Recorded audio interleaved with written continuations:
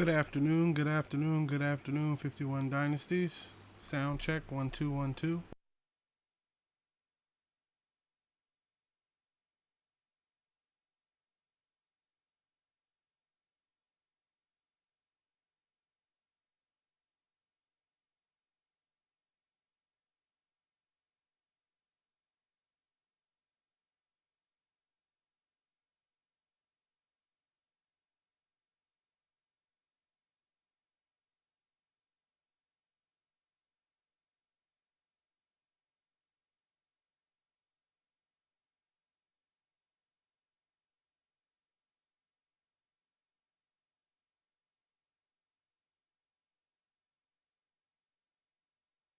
Okay, readings are reading well, sound is coming through. Like I said, good afternoon, good afternoon, good afternoon, 51 Dynasties is your host, Salt Aries. Welcome back to another SR51 Media stream. Free time. There was a change in the schedule today, and I have some extra time on my hands, so I decided let's get a podcast and a stream going, but a game stream at the same time. If you're new to the SR51 Media brand, what we like to do is mix topics along with gaming. One of the things that I want to get started in the background during this podcast is, as you can see on the screen, hold on, I have a little bit too much feedback coming back. And sorry if I apologize if the fans that you hear are a little bit loud, but as you can tell, I think nationwide we're dealing with heat waves. The summer is giving us. Oh, I'm hearing a little bit, still a little bit too much. Hold on. The summer is giving us every little bit of punch before it leaves. You know, it's just like bearing down on us. I think everywhere, everybody can agree. So, I got the fans on and stuff like that. Don't want to overheat because, that's just a tip to anybody that streams. When you stream in uncomfortable conditions, you're likely to end that stream very early to go somewhere else. So I try to make it as comfortable as possible when I'm doing things. And then also in a half an hour, just to give you a heads up, I'm going to pause. It's not a long pause. It's just something I have to take care of. A phone call I got to grab real quick. But I won't be shutting down the stream. And I will be picking right back up where I left off. And we will probably be going for at least another hour or two, probably, at bare minimum. So what I wanted to do was, as you can see on the screen, I have the Kansas City Chiefs versus the Baltimore Ravens. Now, first thing I want to do is, before we start what we're doing here, I want to apologize for an error that was messed up on my end. When I added in the software again for the music to play over top of copyrighted music and the whole, rabbit hole of that, basically I turned off the game audio. When I went back and watched a couple videos, I noticed that the game audio was not playing, but my voice was playing. That is not how we do things at SR51 Media. If you go back to, let's say, a couple of weeks ago in videos, you'll see that the audio comes through along with the game audio. So I will be doing a check of that when we switch over from talking about topics and go into gaming. I will be doing a check to make sure that, gun sounds and football throws and stuff like that are coming through, because I think most games that we play are copyright free, so we should be okay. But just to let you know, in future games like Madden 22 and NBA 2K22, I'm going to have to go into those games and make them like this, where basically there's no audio playing, because if you don't know, that's a strike that I can get on my end, and it can shut our channel down. So let's get this game started in the background, so while we're talking topics and things like that, we have something running. Just so you're... Oh, 1 second, got to get this started. Just so you're aware, I did turn the audio down on the game itself, so it's not random that the audio is not playing. I didn't want it to be like the crowd noise and all that stuff is roaring loud and you're trying to hear me at the same time. So, but I did want, one of the things that is possible on YouTube and Twitch and other places wherever you would put your stuff is, I like having gameplay in the background of the podcast. So while we're talking these topics for the next, amount of time we're talking them, we got this game going right here. So some people may just want to watch the game and listen to the topics, but that way you're not staring at a, still screen. Or, I used Titanfall a couple times, but I'm not going to be using that anymore because it's basically like a still screen and you're just looking at a menu, At least with this is a full game. They're going to go at it. I don't know what the score is going to be. I might look up a couple times because, it's Lamar Jackson versus Patrick Mahomes. So, hell, I watched that in real life. So some of the one second. Some of the let me pull up a different screen here so I can see the chat. Uh,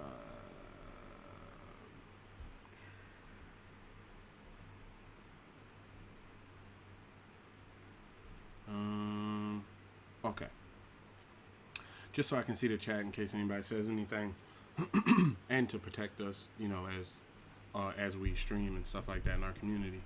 So some of the things I was talking about this morning, one of the main things I was talking about was the status of the comic or slash graphic novel. Now, one of the steps I was talking about that is crucially important, and it takes a little time,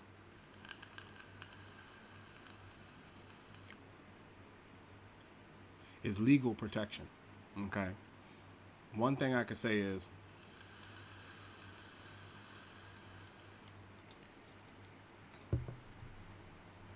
legal protection when it comes to art cannot be underrated. Okay.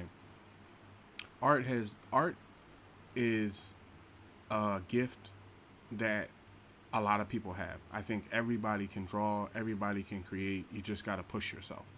At a very young age, not making it into a movie or anything, but at a very young age, I had nurturing parents and a nurturing family that encouraged my ability to draw. And it furthered it further and further and further and further and further. And it got to the point where basically today I can damn near draw anything I see, that I want to draw, right? Now, when you get into quality and you get into lining up against other people, I think some of the things that I draw back on is the fact that I spent a little time in art school. It wasn't for me. I don't put it on anybody else, but it just wasn't for me type of thing.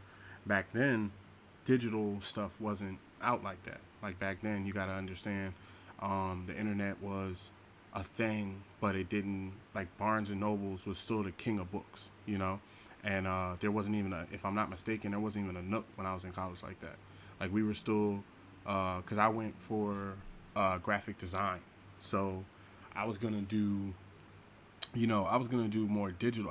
I had an interest already in digital stuff because I started out on Wacom tablets. If you happen to look those up, those are the tablets where back in the day you would plug it into the computer and you could draw the image directly onto the computer. This is before iPads and things like that. So cut a long story short, one of the things that I learned from a professor, one of my, I'll never forget him, can't remember his name off top, but, he would recognize himself if he heard this podcast type of thing. One of my professors, he had us do new drawings, right? Not of ourselves or anything like that, but models that came in. And then we had the next course, which was we had to come up in the front of the class and get criticized, by the whole class. And what it does is it teaches you to take criticism. You see what I'm saying? Like it teaches you to open yourself up to people and basically take criticism on your art. And I feel that it makes any great artist takes criticism well, whether it be the good or whether it be the bad, because that's kind of how you grow, Like I think some of the stuff that I see that, isn't going well now is the segregation in a way. I hate to use that word, but let's say, because I'm an inclusive person, so I don't want to go as far as to say segregation. Let's go uninclusive, right? Because I'm an inclusive person. My wife's an inclusive person. Rose Aries, Salt Aries is inclusive. SRP Doing Media is inclusive. But there are some uninclusive people that feel as though certain people shouldn't be included. Pick one. It ain't a specific group. Just pick one. So what ends up happening is in art, a lot of times that's the melding of the world. Like when you look back at like even the Aries stories and things like that in Greek history, that's art. That's people passing camp tales and what they thought to be religion at that time down to their ancestors to still live on to today, right? So for me, comics and graphic novels and stuff run deep, because at that time they were still paper, so I still have anywhere from, it's not a big collection, but anywhere from 40 to 50 comic books of stuff that probably is no longer in print 9 times out of 10, right? So as long as, they still held in the places they are, and, nothing got to them, water damage or anything like that, those are collection pieces I plan on passing down to children and stuff, because what could be the value, 40, 50 years from now when, I'm in my 60s, or something like that. And, the kid is in his 20s, and, they sell it on whatever website is popping at the time. You got to think long ball. So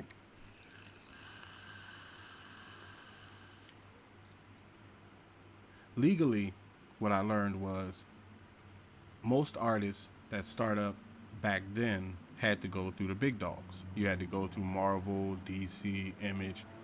No disrespect to any of the other companies out there, but I'm gonna go for the sake of this podcast. I'm gonna say Marvel, DC, and Image in no order as the top three, right?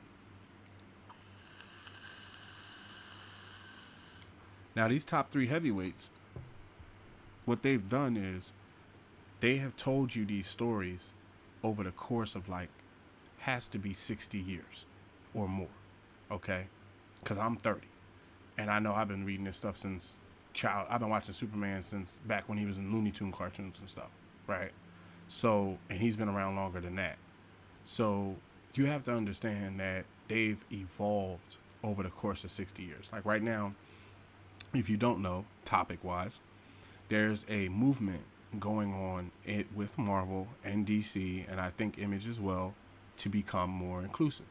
Not that they weren't inclusive before, but they're turning the dial up a bit.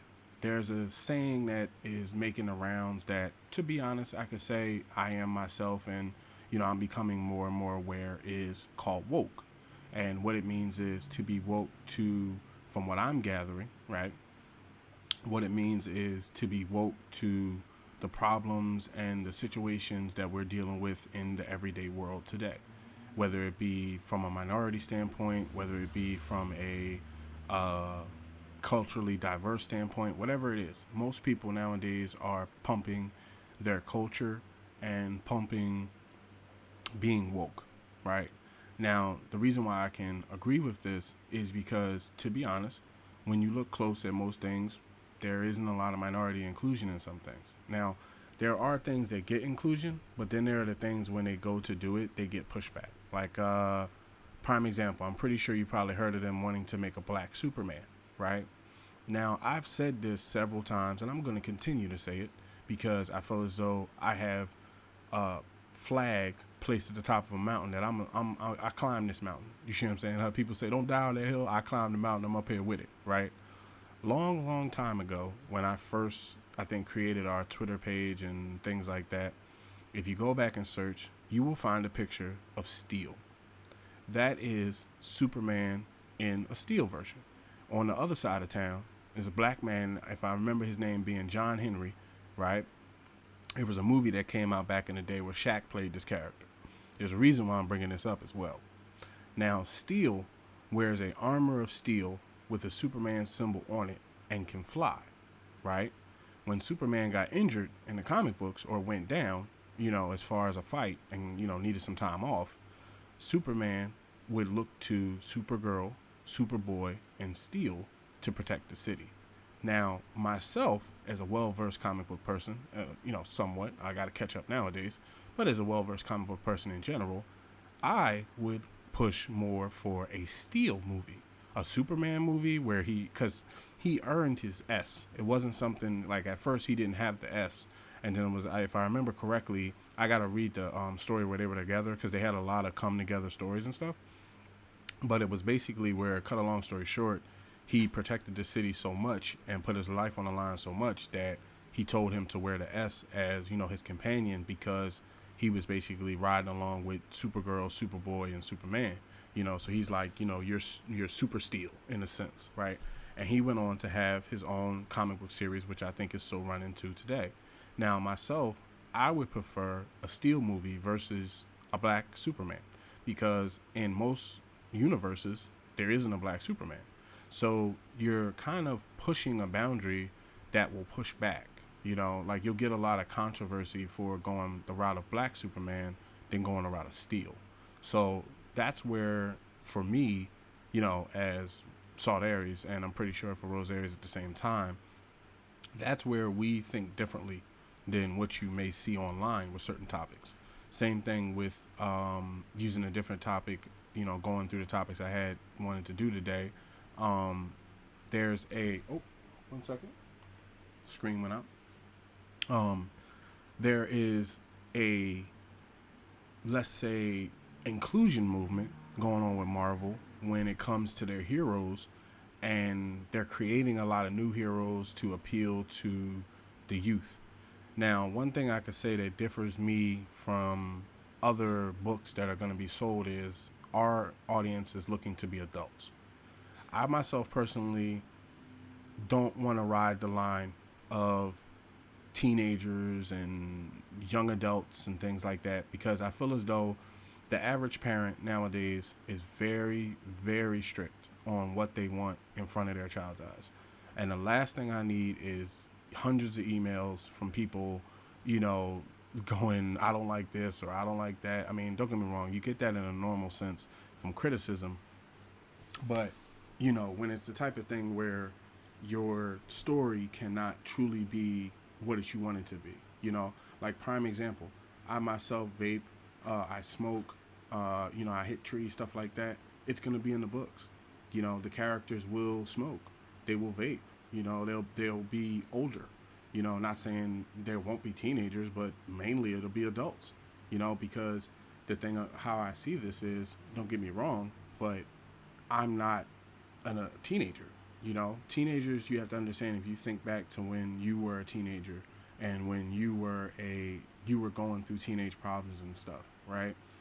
You were in a whole nother world, okay? And when you matured and you got older, like I would say myself, around late teens, 20s, right? Because I had, I was working and stuff like that. In those late years, you become more mature and you become aware of certain things that are going on. Like, I think in my early 30s here, I've started to become more aware of a lot of woke issues that are going on, in the world today. Now, myself personally, I think that it's not, you don't have to uninclude somebody, but you have to include them in different ways. Like, prime example, when a lot of stories are told about the South, it's always from the perspective of a negativity. Like, okay, these people are, because I don't want to use slur terms and things like that to describe people. Let's say they're behind in the times, right? As far as legal things and inclusion and being woke and stuff like that. I think you have to understand that there's stories there that can be told to include people from the South and from the Midwest. Southern pride. Southern pride is the difference between racism and just down South, good old boy, country fed type of thing, right? These people have to be included. It's the middle of the country. Like, think about it. I'm wearing the hat right now. I'm putting on the hat. I'm picking up the hat of creator, right? And how would you feel if, when you went to go read, because I'm not going to give you the name right now, but just, putting a random name, how would you feel if, when you went to go read the SR51 Media comic, that basically the middle of the country didn't exist? Like, it just didn't exist, all right? Or we continuously skipped over it. You see what I'm saying? Or when we referenced you, we referenced you in a bad light.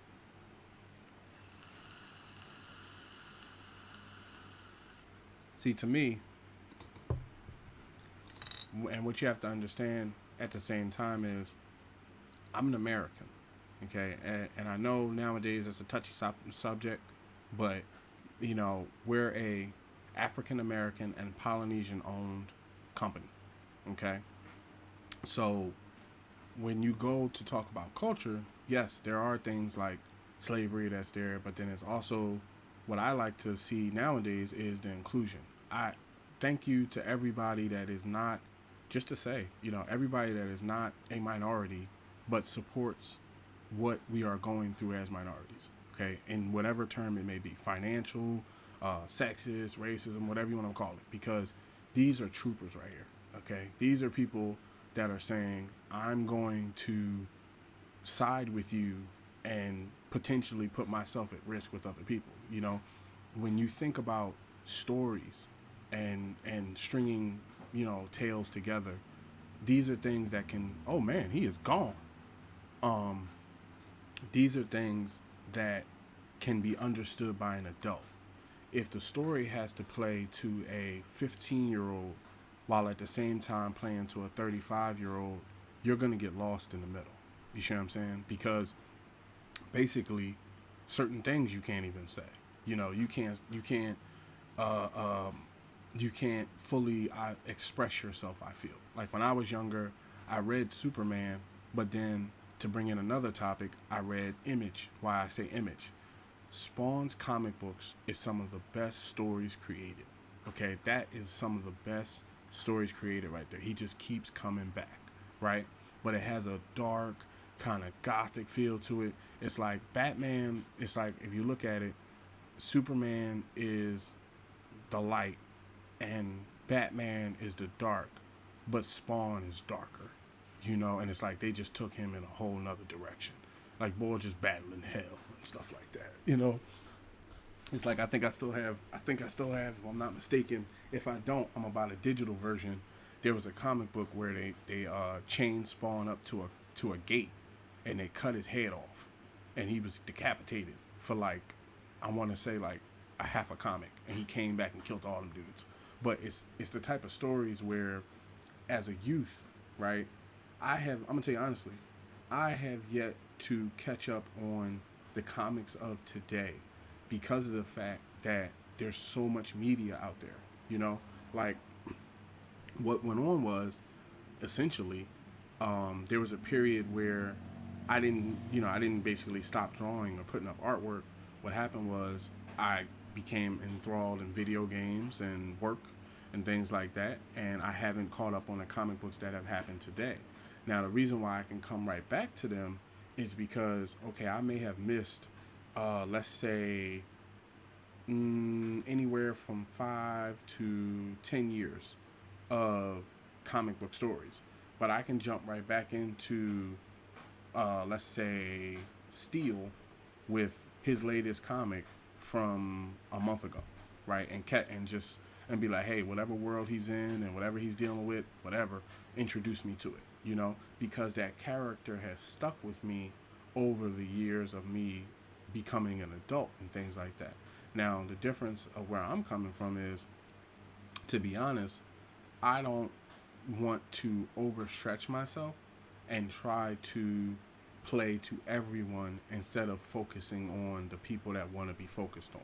You know, like I feel that us as adults don't really, we have kind of like a renaissance going on right now of creativity.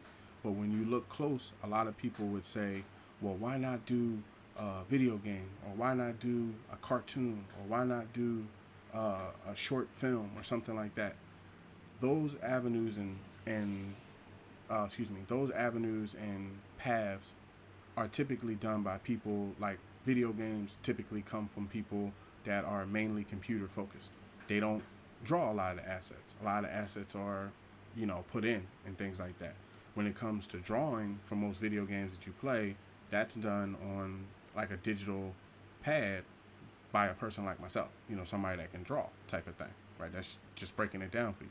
With animation, a lot of times animation is rigging puppets and things like that to walk across the screen, and also animation is no joke. Like typically, if you think you can animate, download an anime program and make a ball bounce.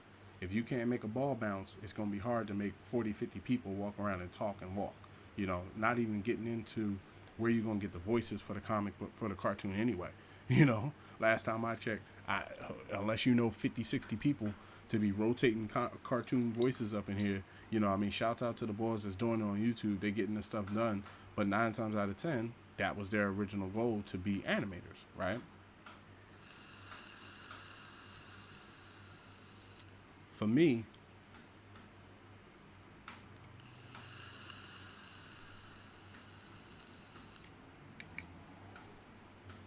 I've started to notice. Let me get one more.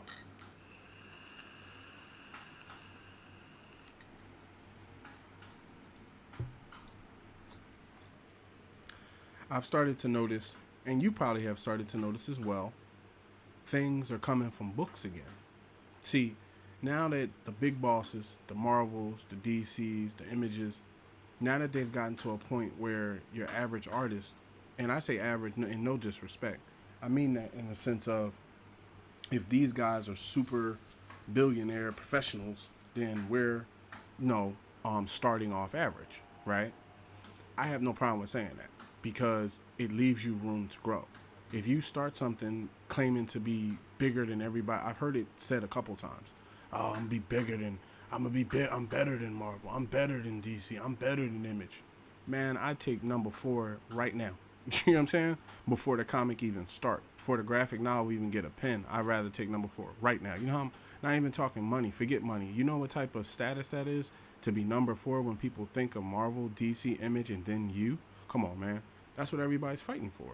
So when you see there's a lot of different avenues, like, okay, and where I was going with the art and what I was doing when I was younger here, I've continued to draw as time went on. What I did was I invested. That was one of the reasons why I invested in an art pad as well, an iPad, because it was a computer at the same time of being an art pad. You know, it's a game machine, it's an art pad, it's a computer. If you don't have one, think about it. Seriously, it's really nice, right? So the thing of it is, it reignited, art for me as far as drawing. Now, the thing that is different, what I noticed today, in today's world, it's kind of like if you ever seen the movie Universal Soldier, right? I feel like the black guy from Universal Soldier. They waking me up in 2021, like, here's your chance, right? Do it. But at the same time, the world has changed a bit, and some of the things that I've noticed is there's a lot of people that feel anime is better than Western stories. Now, just to say honestly myself, I don't necessarily have a problem with anime. This is not one of those things where it's like anime sucks and all their stuff is trash. No, that's not what I'm saying. But what you have to understand is, falling back to the fact of being an American, when I go to think about stories and where I'm going to draw that fire, because you have to have a fire. Whether it be if you're a rapper or you're a musician or you're an artist or you're a streamer, or you're an interior designer or you're a maker of products, you have to have a fire that always burns for you to continue doing it, right? So when I think of that fire and that draw, that where do the stories come from? It's gonna be kind of hard to say an anime, because of the fact that a lot of times it's gonna be hard for me to draw on Japanese heritage. You see what I'm saying? Like, it's easy for me to say, okay, I'm going to draw on Southern pride, people from the South, and not even just Caucasian, just all the way around, because there's that's a misconception right there, that most people that are, Southern born are just, Caucasian people. You got all sorts of races and nationalities in the Middle West and in the South, right?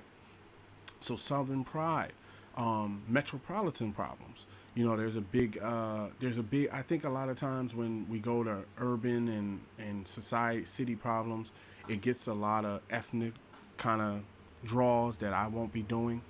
Things where the only people committing crimes are like, the black guys on the other side of town.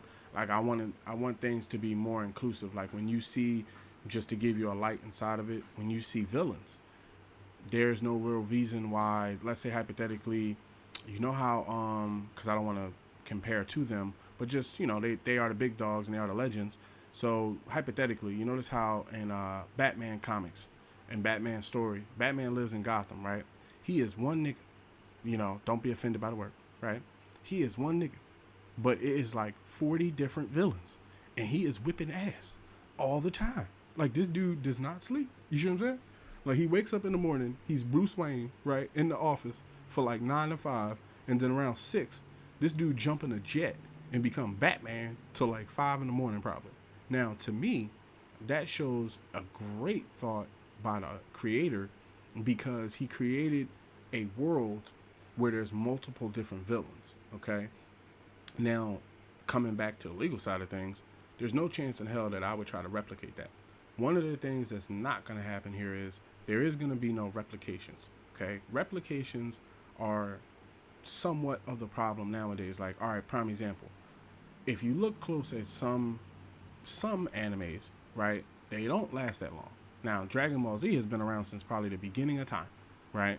But when you look at other animes, a lot of times it will take a long period of time for content to come out, and that is the problem because it wasn't meant to be a long-standing thing. You see what I'm saying? It was written to be 6 to 12 to 13 books. Whereas what I'm looking to do is create a story and then create new episodes or let's say chapters in this story repetitively. You see what I'm saying? I don't want you as the, excuse me, getting readjusted here. I don't want you as the reader to have to say, okay, I'm reading the SR51 Media comic or graphic novel. What? He just came out with another one in a completely different genre. I don't know if I like that genre. See what I mean?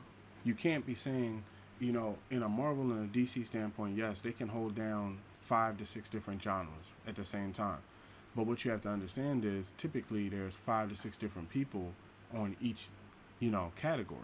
For me, I'm still leaning in certain categories I want to go to, but drawing on certain things will be easy for me, you know? Like, it's not hard to say, okay, as a African American male, what do you feel about where the country is now?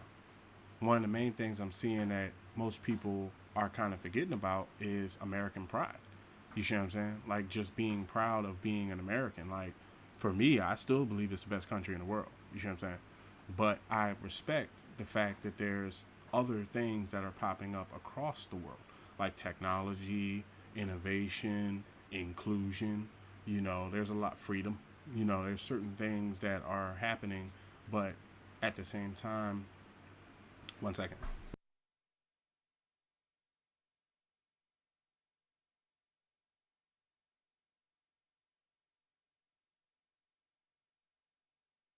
Like I said, gonna be getting that pause in a minute, but not right now.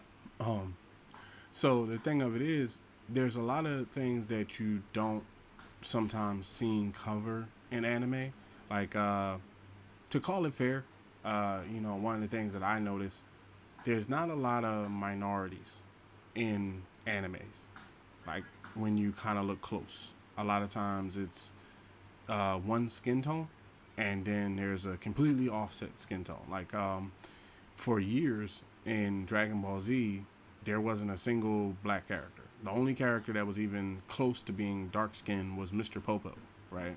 Now, I don't think Mr. Popo, 9 times out of 10, was a representation of a black character because when you look close at, I think it's the episode, I don't remember the number, but if you look close, because I'm catching up on my Dragon Ball Z, I'm in the end of the Cell phase right now, about to move into the Majin Buu stuff. But when you look close at one of the episodes when Cell destroyed the city, there was a black man that got out of his car right before they blew up the city, along with everybody else, right? So Mr. Popo wouldn't have been a black character because that black character that got out of the car would have been completely black.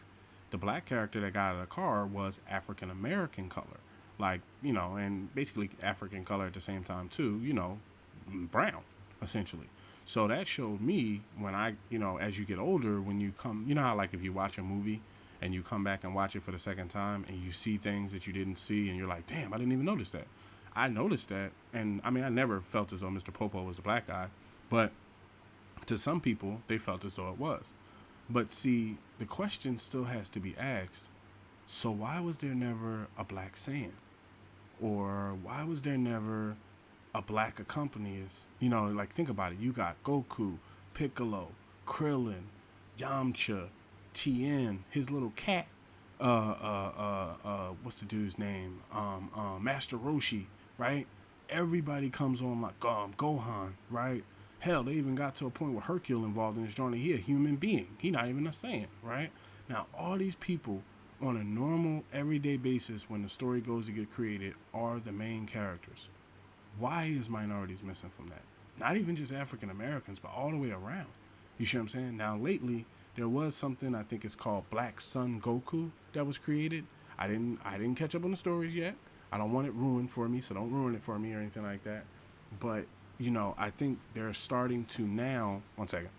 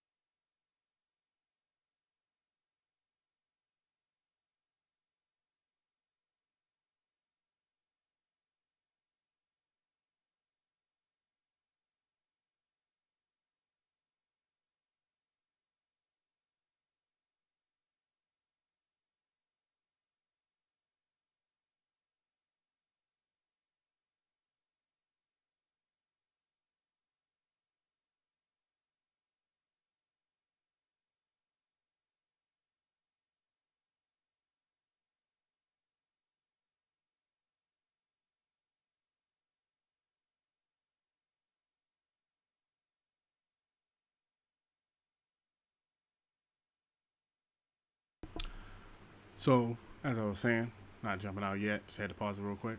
Um, the question is, and I thought about it when I was watching it when I was younger. Why aren't they there? You ask yourself, why aren't we there? Why aren't we being represented in this? Right now, at the same time, to be honest, everybody has a category, right? Not inclusive,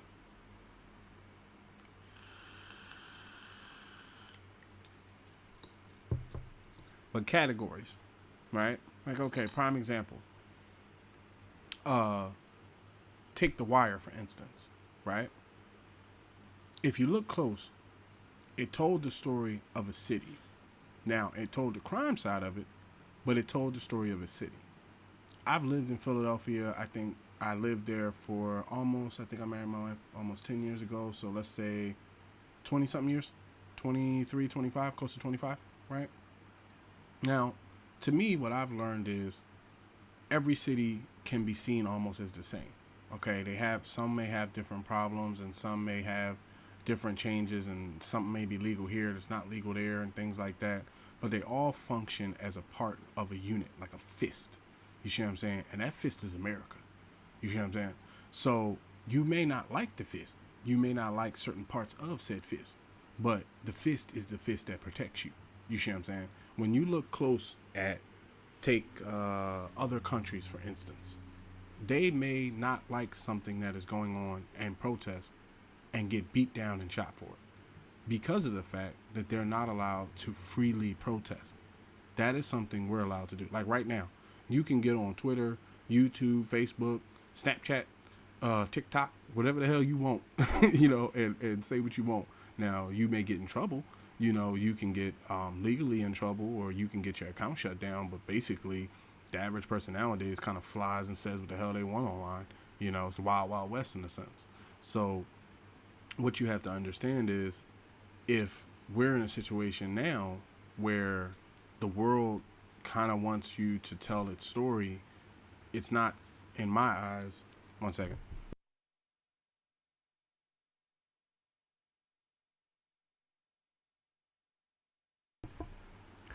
The world is kind of going through some things. We're changing, when you look close, a lot of people talk about, oh, the technology race and the race to get to things. And I look at, even space. When I was younger, only space you would really talk about was the moonshot, and them going to the moon. Now I think I looked up a couple of weeks ago, or not even a couple of weeks ago, like a week or so ago. I was looking up things, just doing research, and NASA had pictures from Mars where you could click on the rover and look around. I'm like, you shitting me? Like, that's what we doing now? Okay, I'm standing in there having a conversation with the SR-51 Media mother for a minute, and NASA shot another rocket for supplies to I think it was the ISS satellite or something, to get them guys supplies. I'm like, that's what we doing? We just midday from Virginia, just hold on one second.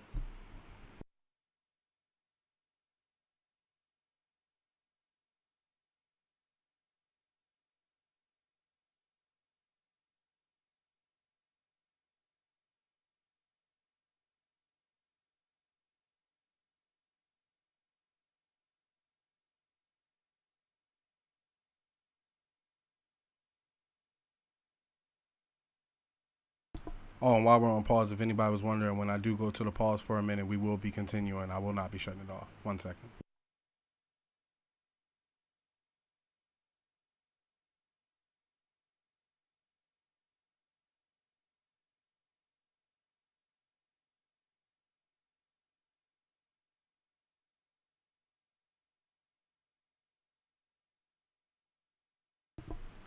So the thing that, showed me the differences, one of the differences that I noticed at a very young age was Western stories were more inclusive than anime stories. Like when you looked at Dragon Ball Z, when you looked around at other stuff, wasn't really that inclusive like that. So I draw more to Western stories, okay? And where we are now is a part where I feel that there's a line to everything. You see what I'm saying? And sometimes you have to cross that line and find your own path. You know, like if you create a replica story of, let's say Dragon Ball Z and Superman and all that, it's not gonna work. First of all, it's not gonna work legally because they'll come after you. Second of all, because of the fact that everybody that watches it and grows up is gonna be like, okay, this is a copy of that. This isn't original. What I'm shooting for and what we're shooting for, Salt Areas and Rose Areas and some of the 51 dynasties that are helping, we're shooting for originality. You see what I'm saying? Something that when you read it, you're saying, if you did like it, you liked it because it was original. If you didn't like it, you didn't like it probably because it was original. I'd rather go down that route and live and die by, I should say live and die, or live by that, than put myself into a box by saying, okay, I'm trying to copy what someone else did. You have to understand, there's certain times when things can happen, and what I was saying about everybody has a category. One of the categories that I think I'm well at probably being able to tell is inner city stories. A lot of times, most people think inner city stories are just crime. You know, I remember the inner city when I was younger, and I'm glad I was able to see it, where the neighborhood was very inclusive in the sense of you knew everybody. A block in an inner city, I mean, if you've seen to inner city or been to inner city, you know what it is. An average city block holds somewhere around maybe more than 10 houses. All 10 houses know each other. All 10 houses talk to each other every day. All 10 houses say good morning, watch kids go to school, make sure they come home on time, make sure they're not sneaking out of the house, stuff like that. You see what I'm saying? So what I plan on doing is creating, and I can give this away here, we will be creating a world. Not in a world like a world as in Earth, but we will be creating a city. Now, I'm not going to go too far into it because I don't want to give away too much of the sauce, right? But basically, it will be a city, because I think one of the best things that was done that I will be taking that, isn't too bad is some of the best heroes have their own city. Superman has Metropolis. Like when you think of the hero, or let's say hero or heroes, right? They have a city. Superman had Metropolis. Batman had Gotham. The X-Men had Professor X's Academy. You know where I'm going with this. right? Everybody has a home base, somewhere where they live, breathe, and exist.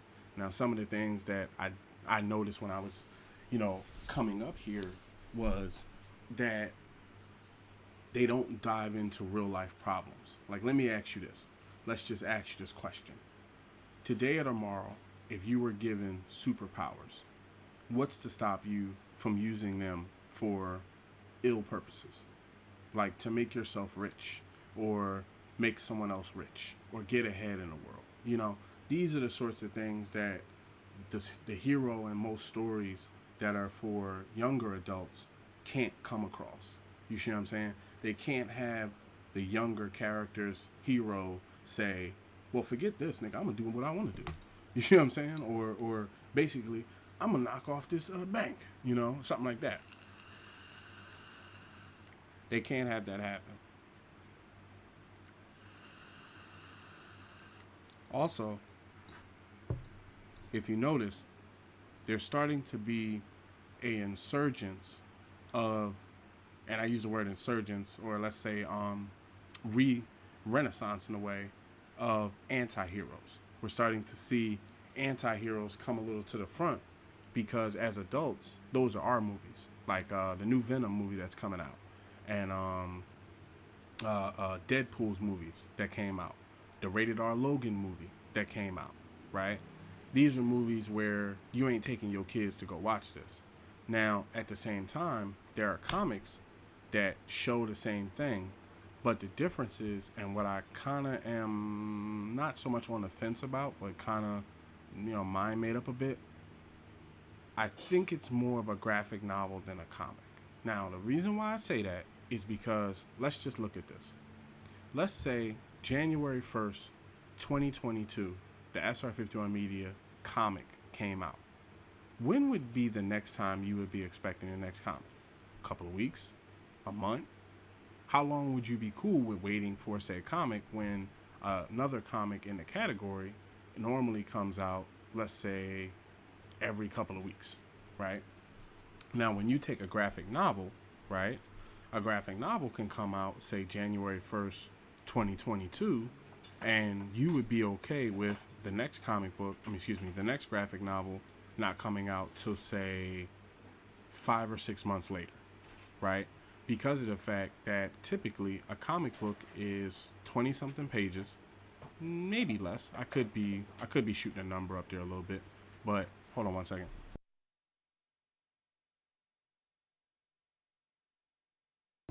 A comic book could be, say, 20-something pages, and essentially the story is stopping at a TV style point, right? Like, look at our streams. You know how when we play game streams, like I'm going to do in a minute, you know how we play game streams and stuff, and when I stop it, it's like we've been playing a game for like an hour or something like that, 2 hours, and then I'm like, okay, this is where we're going to stop the stream. We talk for a minute, and it kind of ends as a TV show, and then the next one starts up as a new episode, right? Graphic novels do that a little bit, in my eyes, better than comics. The reason why I feel is because you can have a story that plays out in a bigger field. You see what I'm saying? A comic puts you into a standpoint where if, let's say, you have a story that's 100 pages, but you're making comic books, right? You have to chop this up into probably somewhere around more than 7 books, right? If not more. And you have to keep the cycle going, right? You're committed. Whereas with a graphic novel, right, the idea that I'm toying around with, okay, and some of the things that I like, but it's a thin line, very thin line. Let me put this out here. It's a very thin line in liking something and wanting to learn from it and apply something like that to your own knowledge and straight up ripping somebody off. Now, some of the stuff that I watch is that I feel is the next evolution of, when you make a good book, is TV and movies. When you look close at Netflix and you look close at Amazon Originals, when you look close at Netflix Originals and you look close at Amazon Originals, some of the most popular shows that are going on right now started off as books, whether they be comic books, graphic novels, or just straight up books with no pictures.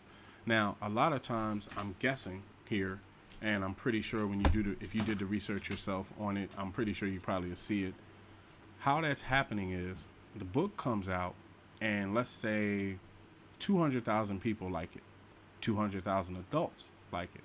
200,000 adults are more likely to watch said TV show because of the fact that it's in the same line, whereas younger adults are off and on, right?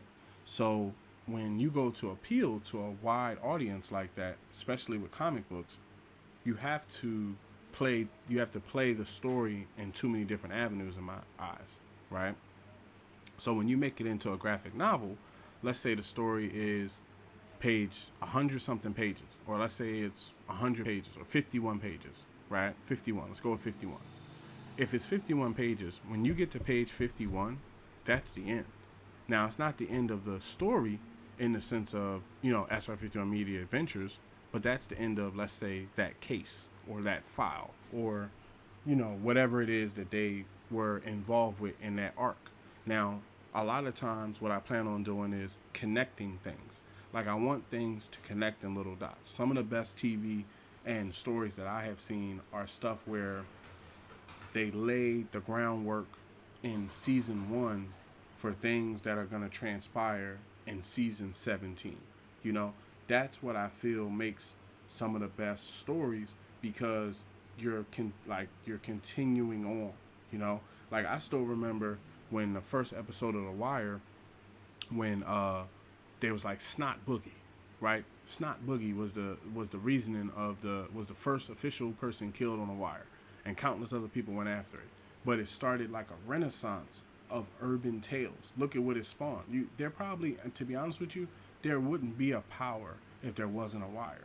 That's why, don't get me wrong, I moved away from Power because I felt as though that I was more in it for Ghost and Tasha, and I felt like, to be honest, just to call it fair, 50 Cent sometimes makes stories kind of about him.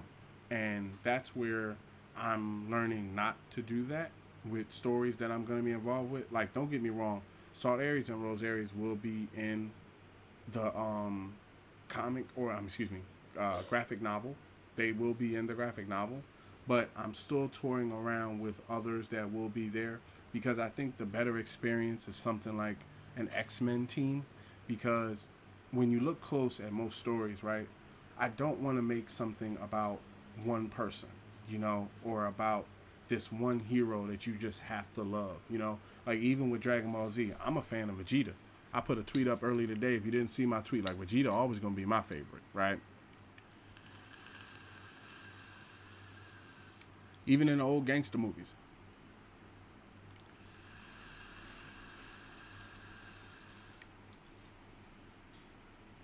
I was rooting for the gangster, because if you have not updated yourself on, let's say, crime tales, for every story that you watch of let's say in the 90s, there was a very big era, like one of my favorite movies, even though I think it was very critical, something that happened where the director or something like that, he was kind of like a bad person. But the movie, I felt as though it was a good movie. I still feel as though it's a good movie to this day, was Goodfellas, right? And you have to see that for all those Italiano movies that came out in the early 90s and the early 80s leading up to the early 2000s, paved the way for us to get a Bumpy Johnson, Godfather of Harlem type of thing, right? Now you have a show that most people, it's like you tune the audience to hearing crime tales. You see what I'm saying? They're hearing all these tales over, the G-Men and the Moonshiners and the Rum Runners and all these sorts of things, and the Boardwalk Empires. Growing up showed me that there's a legal side to the world and there's a crime side to the world. Now, for me, I feel that our heroes are anti-heroes. They're not heroes. I'll tell you that right out the bat, okay?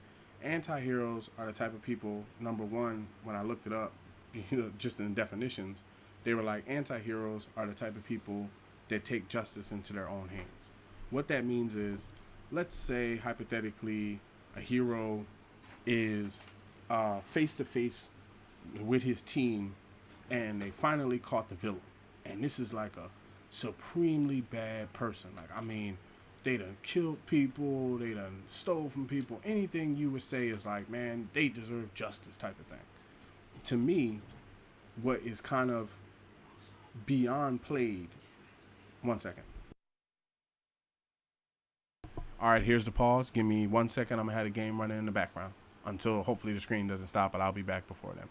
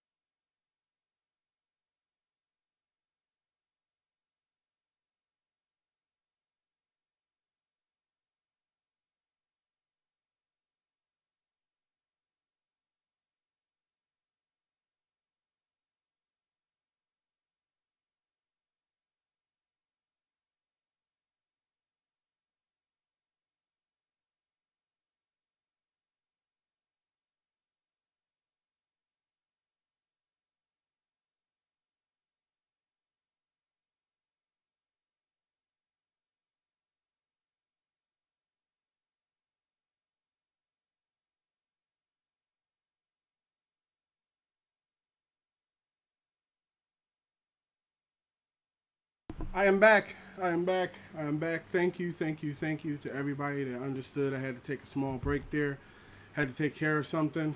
We're settled. We're good. Audio's good. I can even get a little louder. You know, just being a little bit quieter. Can pull back from the mic a bit. So, what I was saying was, first of all, let me say this too. Anime is some of the best stuff that's out there. Okay, it's right up there with Western. For me, I love them both. Okay, the reason why, because I looked into it a little bit, right? The reason why you don't see certain things in animes, like I said earlier, why weren't we there as minorities, or why aren't you dealing with, racial tension or things like that, is because of the fact that a lot of times the creators, they have freedom, but some licenses don't give you freedom. Like, all right, prime example. I recently just learned that some of the things that happen when you create a story, like what we're thinking about, is you can be approached by a network. Netflix, like I was saying, Netflix, Amazon Originals, things like that. Now, what happens is some deals are like music. It's like rap. When I was younger, most rappers, if you wanted to be a rapper, we used to have the conversation. Who would you sign on to if you got a rap deal? Would it be Rockefeller? Would it be No Limit? Would it be Bad Boy? Would it be, Young Money? You had those conversations. Hell, the youth probably still doing it to this day. But some of the differences that have happened there is independent artists.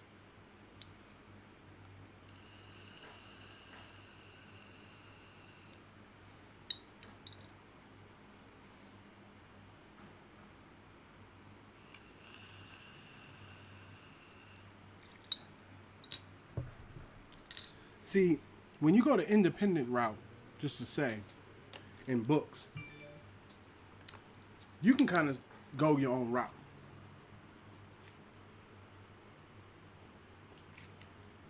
The reason why you may not see, the reason why I take a hero, like, all right, I'll give you a prime example. The hero catches the villain. He has an option. He can either lock up the villain and put him in jail, which opens him up to possibly escaping, or he could kill said villain. Now, as a firm Christian, I don't believe in killing like that. But in a story and a fantasy standpoint, killing them might be the best option if you're trying to stop them. But most villains have information that they like to trade when they get caught. If you played the game Ghost Recon Wildlands, if you didn't, go back to our videos and check it out. Amazing stream, amazing game. Ghost Recon Wildlands, at the end of it, don't want to spoil it for you, but the game is probably more than 4 years old, so I think we're past the spoiler point. But the main villain was caught, and we went through the whole game, and come to find out, he made a deal with the government to become an informant, and there was nothing we could do about it, right? So those sorts of story plots and twists are things that I want to make a part of the story. You see what I'm saying? I don't want to try to do too many different things at once. I've been back and forth about whether there should be powers or whether they should be regular people.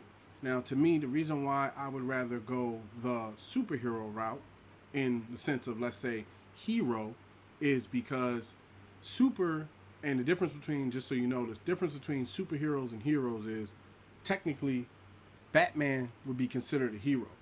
Superman would be considered a superhero because of his superpowers, right? But that puts him in a different class. When he goes to fight somebody, the action scenes are not on the ground, mixed martial arts combat. It's more world busting. You see what I'm saying? Like, if you want to be technical about it, I know a lot of people go, with the anime, they don't, I heard somebody say one time, I don't like that Western stuff because it's a bunch of cape shit. First of all, heroes, making a story about a hero that makes you believe in them is like one of the oldest storytellings of all time. Like, if you want to be technical about it, Greek mythology was the same way. Stories of people like Troy, Alexander, the Spartans. And don't get me wrong, I go to that to include include the whole globe and stuff like that. We have, hell, I would look at it like, don't get me wrong, our presidents have horrible backgrounds. but they've paved the way for great things for us to be able to live the way we live today, right? On all sides, there's people of all nationalities that have gotten us to where we are as a country, right?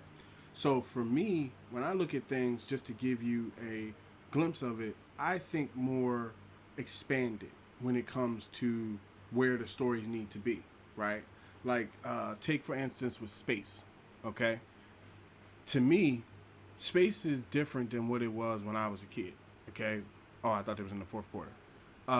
And then just to let you know, I will start another game. I think if this one ends, because we'll probably be going longer than 10 minutes chilling, what I'll do is I'll start another game and we'll pick the teams. I don't know what team I'm going to pick, but I'll pick two like kind of powerhouse teams where they can kind of go at it, because these dudes are going at it. It's only 24-21.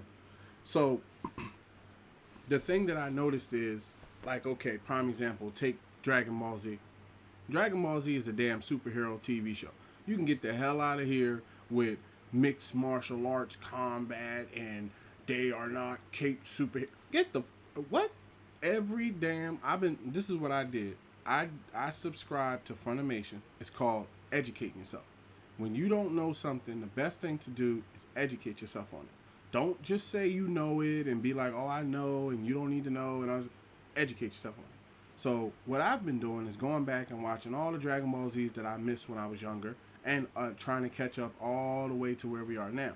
And I know a lot of people will be like, damn, you didn't catch up on this. But hey, I'm in a world where basically there's, 3 or 4 seasons of Dragon Ball Z that I haven't even seen that are, I say Dragon Ball Z, and I know there's Dragon Ball Super and all other, things. But basically there's like 3 or 4 seasons of a show that I haven't even seen that I'm excited to watch. So I'm in a good space, right?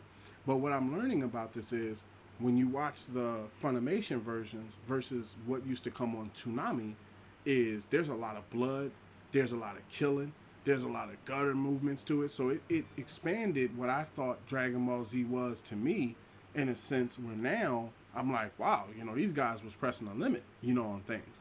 But it still does come back to a superhero standpoint, because Goku is always the answer. You see what I'm saying? And that's something why I like Vegeta, because I feel like if Vegeta was not there, it would have been over. Like, if you look back on the, if you don't know, there was a series where they were on planet Namek, and Goku was hurt, and he had to get healed up. He had gotten into a fight. He had gotten into a fight and basically kicked the shit out of the whole Ginyu force.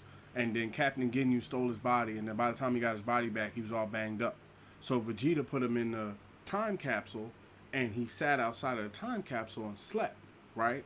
Now, he was up to his own stuff. He wanted the Dragon Balls to become immortal and stuff like that, but still, he was on the team, right? Now, he also fought Frieza for a period of time and ended up getting killed right before Goku showed up. Now, you have to understand, if Vegeta did not do that, 9 times out of 10, Gohan would have been dead. Krillin would have been dead. Hell, he'd have found Goku in that damn chamber and probably put a beam through his chest, right?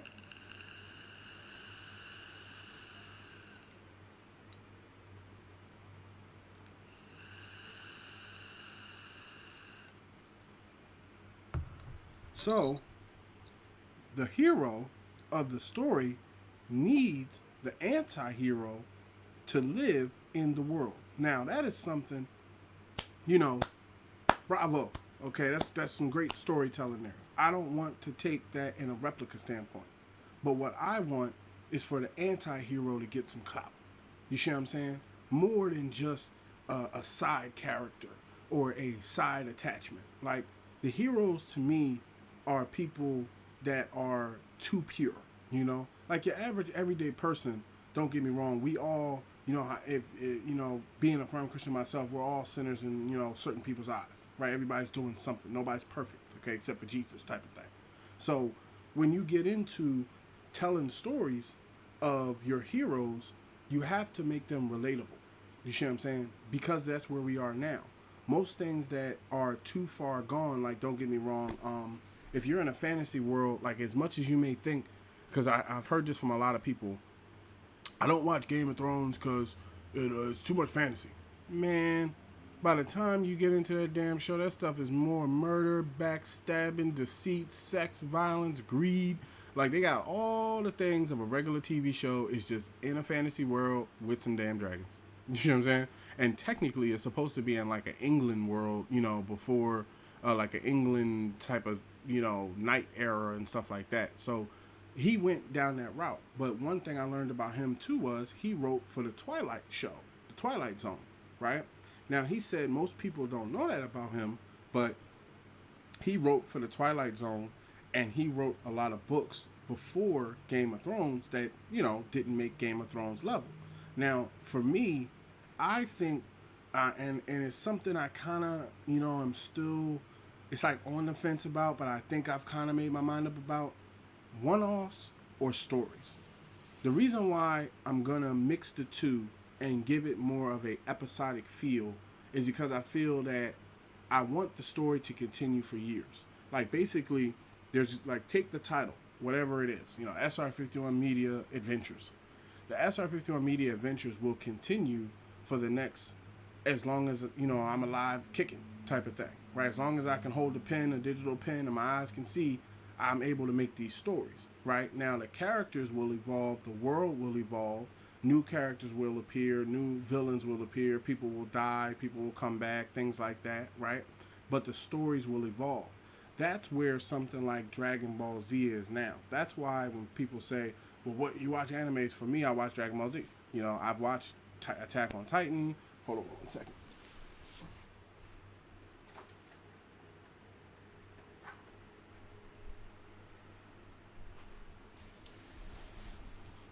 Hold on. Still adjusting this fan here.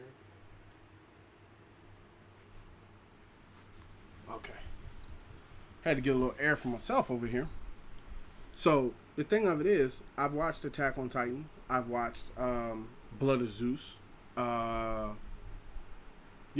I've watched a couple of them. Oh, Seven Deadly Sins I really liked. Now, the thing about it is, not to take away from anime, the thing about it is it brings you back to drawing on the characters. Okay? Now, everything that's going on in the world is a part of us.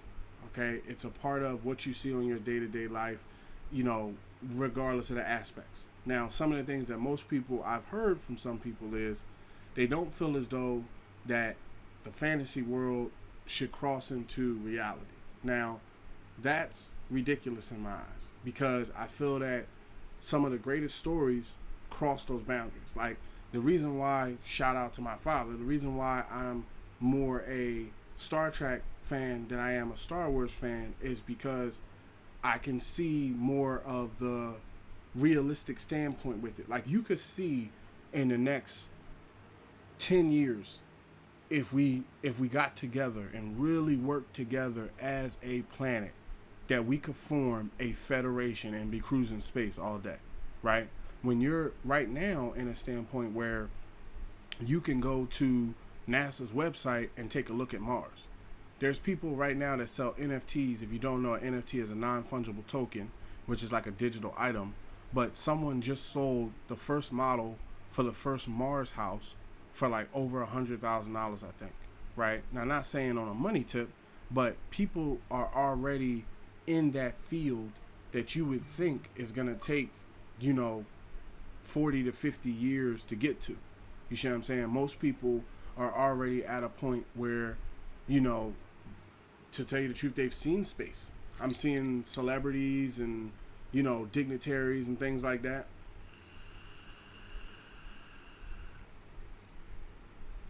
Flying out to space like it ain't nothing.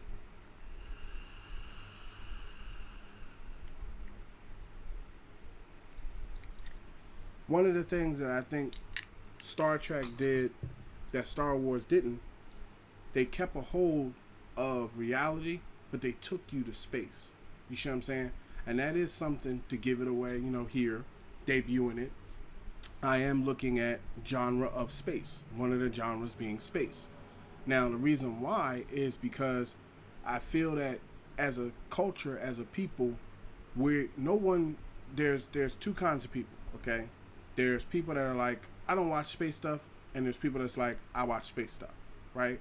Now, the people that watch space stuff, don't not watch everything else. You know, a lot of people there's a misconception there. Most people think like people that watch Star Trek don't watch The Wire and Game of Thrones and stuff like that when it all runs together. You know, because with Star Trek actually formed like a federation of people and expanded across the galaxy over the years. Now they have a new show that's going on, and they have a lot of new shows that have come up on that once again I have to catch up on. But some of the things that I've seen that they've went in different directions, which I like, which is wild, is a TV show called Lower Decks. It's an anime. I take that back. It's a cartoon because it's not an anime.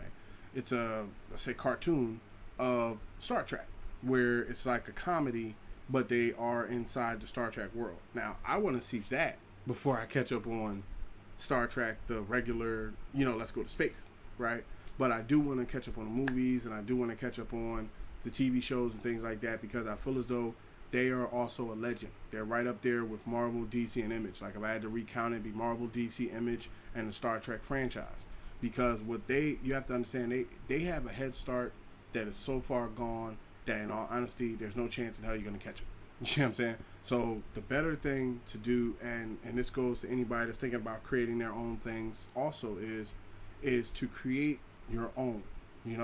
Don't think about the story in the sense of, okay, I have to beat them. Because what you have to understand is they have generations upon generations upon generations of stories that they're drawing on. You should, like, even Venom. I knew Venom was an amazing character years ago. Hell, I don't even like Spider-Man like that. Like, my favorite Spider-Man is the black suit Spider-Man when he took on Venom. And as soon as he detached from Venom, I always wanted to hear about Venom and Carnage, and some of the best characters I feel, once again, are the anti-heroes. So what it brings together is, it brings together a very good story in my eyes of anti-heroes that toe the line of being heroes. Like, the weight is so much of a responsibility that they can't ignore it. So what I can't do now, which I did previously, was I put up some art on Webtoons, right? The reason why it was taken down was because of the fact that, number one, it wasn't legally protected. That's the first part. And not legally protected like it was somebody else's stuff. It was my own stuff. But it was the type of thing where I was starting down a path too early, okay? It was the type of situation where basically I needed to refocus, get more patience with it, and wait it out a little bit longer. Now, how this ties into where we're going to take this, because in a minute we're going to get to this gaming here. How this ties into gaming is, I don't want one to stop the other, okay? So we're going to do streams, but the new streams and how this is going to happen is, we're not going to say, okay, we're going to do a 3-hour stream where we just talk and then go off, and then we're going to do a 1-hour stream where we play the game and go off. We're going to do when we can, we're going to do topics, and we're going to do gaming. So that way you can get the best of both worlds without having to watch separate videos. I am very cognizant of people's time and their efforts, and just time of day. Like right now it's about 4 going on 5, so that will be 6, 7, about 8 on that side. So we'll start up some gaming here in a minute, so that way we're not dragging you on too long. But like I said, I just wanted to get across a couple topics and things that was on my mind about where we're going with our stories, why I'm doing the things that we're doing now. I'm not gonna stop this game, so we're gonna chill for another 3 minutes or so. But yeah, that was just something. And game wise, because we let a whole football game go, so you don't want to make it solely about football. And we'll be doing topics. I think I'll jump into probably some Titanfall. I think it's good to get a couple matches in. I'm feeling some Titanfall movements. Just to let you know, I did see Battlefield, the new Battlefield, talking gaming, because the comic book section, we're done with that for right now. I did see Battlefield, the new Battlefield, I think it's 2042 or something like that. Here's my opinion. Call of Duty's a good game, but right now, Activision is dealing with a mess of stuff. From what I can tell, just from a little bit what I'm reading, and just to pass it on to you, it's a lot of bad business. in the sense of people saying that they had bad experiences working for them, they had bad experiences being in the office and things like that. So what I'm hearing is that they don't really want to announce their next game because of all the bad press, and they don't want to get one of those things where people say boycott Call of Duty, right?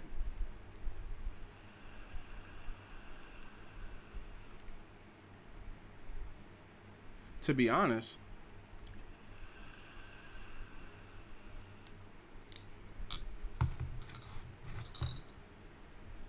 I like Call of Duty because it has an amazing story. I feel as though Call of Duty has some of the best single player movie driven stories that come out every year. Okay? I like the 5-on-5. The 5-on-5 is very nice, 5-on-5 PvP combat. But when I think about how we get treated as Xbox gamers, that's where it kind of holds me back a bit. See, if I'm not mistaken, let me just look this up because I don't want to, don't want to just be telling you some things and I'll be wrong. I'm going to type it in and tell you, does Call of Duty still give content to PlayStation early?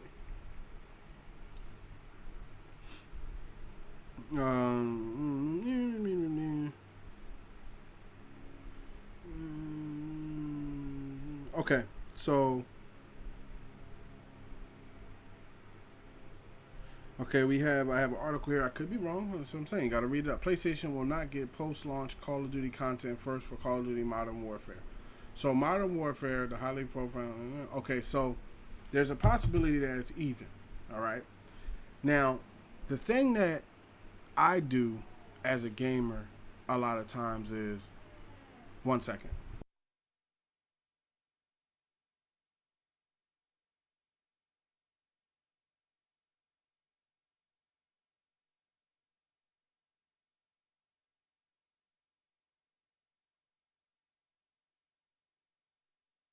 So the thing that I see going on in Battlefield a lot of times is there's 20 something people, right? 30 something people, and you can go to a point in the map and there's like 6 or 8 people holding down an area, right? And you could just lay on the ground, take a knee, whatever, and hold that point with them, right? Now you can jump around to different parts of the map just by spawning in on different points or spawning in on your teammates. Now, to me, what I've noticed is I feel that it's more of a team game that way. With Call of Duty, a lot of times when they launch, right, when they say launch and all 5 players run out, nobody's really looking after each other. Nobody's saying, okay, if I went right and you went left and I encountered one person and you didn't encounter anybody, you should come over to my side. What they're going to do is keep going down their own path. If you get cut down if you happen to run into 2 or 3 guys and get cut down, then it is what it is. See, a lot of times, just to be honest, sometimes content creators will play games that are popular by demand instead of playing games that they like playing. Like, I really like playing Madden. Not just because of the fact that I liked football and played small, time and yards and stuff like that, but because of the experience that you get from it. See, I play franchise, so I'm playing it more from the owner down to the field. I have to make the team work from a financial standpoint, a trade standpoint, a draft standpoint, and then make it work from a on the field, going for titles type of thing. That's just entertaining to me. When I play NBA 2K21, I like more of my career, where basically I'm playing as a single character and it's all about me, and I'm trying to take the team to the championship, but at the same time I'm the guy averaging, trying to average 100 something points, right? With Battlefield and Call of Duty, they might have just won that one. With Battlefield and Call of Duty, it's a tricky thing, but I'm not opposed to owning both. I just don't feel that I would play both. Like one of the things that I can announce now today is I'm gonna wait longer to get a PlayStation 5. What I plan on doing is getting an Xbox Series X and my Nintendo Switch OLED. Now the reason why I'm doing that is because pound for pound, I still feel as though the Nintendo's like the best option for portable because myself, I'm not a PC gamer. I don't like PC games like that. I don't like mouse and keyboard and stuff. And the whole attachment for the Steam Deck and everything, that's cool for people that want to play Steam games, but I play console games. And to be honest, I like the console games that I'm getting. Like, I've never really been in a situation where I didn't have a game to play. You know, with Xbox Game Pass and just buying games in general, I've never really been in a situation where there's something I didn't want to play. When I didn't play, it was because I was overloaded and wanted to watch TV or something like that, right? So now with Battlefield 20, let me look this up so I'm not just saying that. What is the name of the new Battlefield game? The new Battlefield game.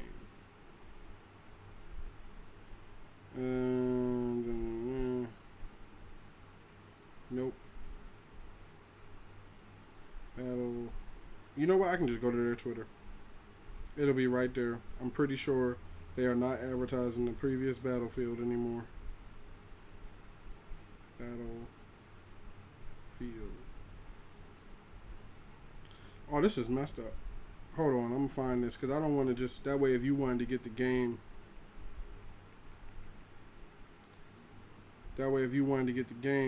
you know,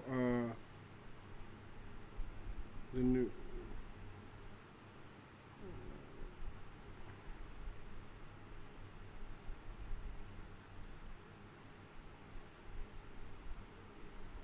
Yeah, Battlefield.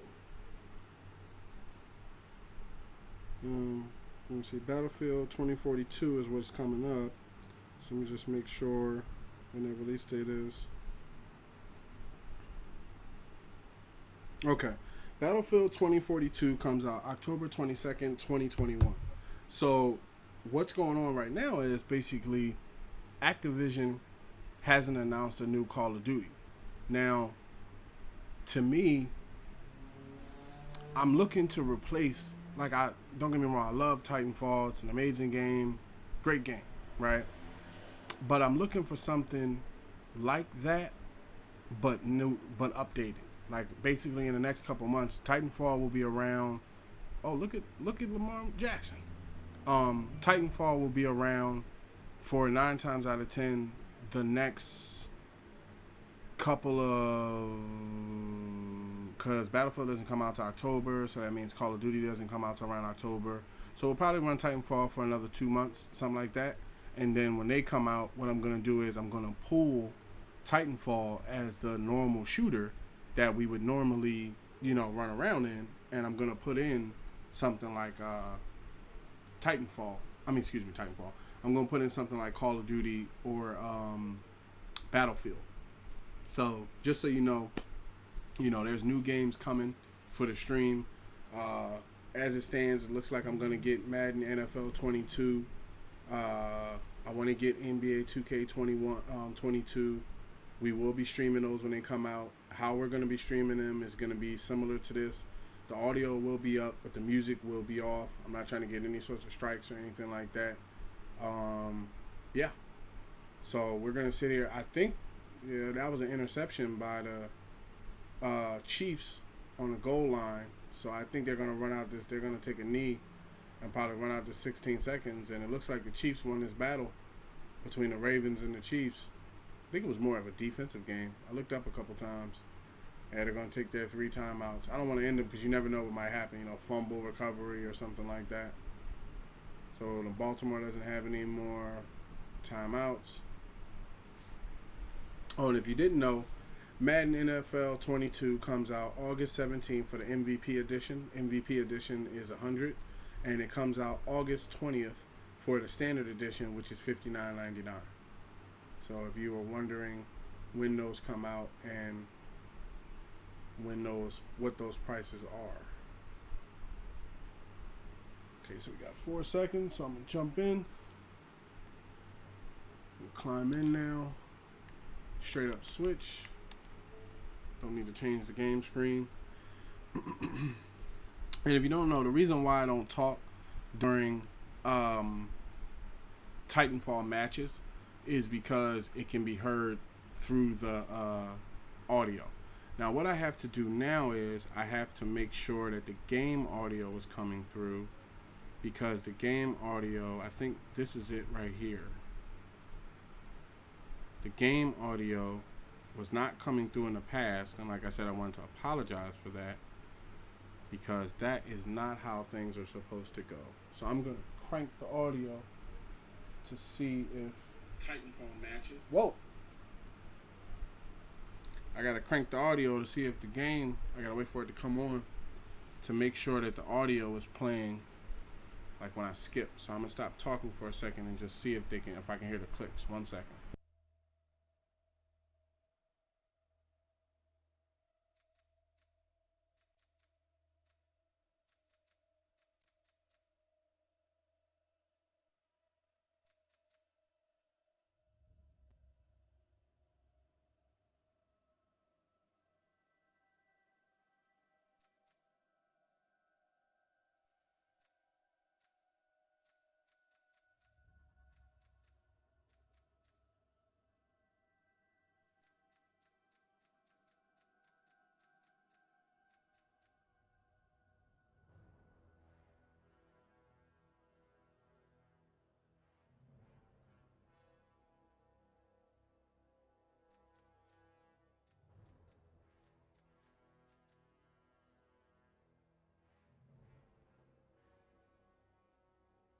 Okay, I believe that, because I can still see the clicks registering, I believe that we have the audio back. So what the problem was, just in case anybody's looking to set up Streamlabs on their own standpoint, the capture card's audio was not playing through, because you have to disconnect the capture card to plug in the radio when you want the radio to play.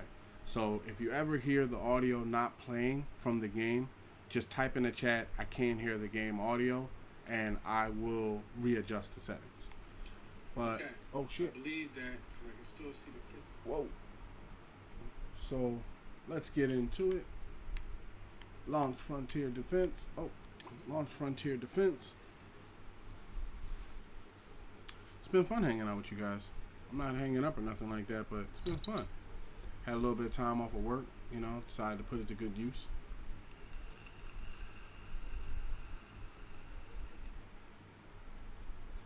I downloaded and I shouldn't say downloaded. I bought Far Cry 5. I was trying that out a little bit. There's some gameplay of that inside of, if I want to say, the streams from this week. One of the streams from this week, if you look at the tags for the show, it'll say Far Cry on it and Far Cry 5.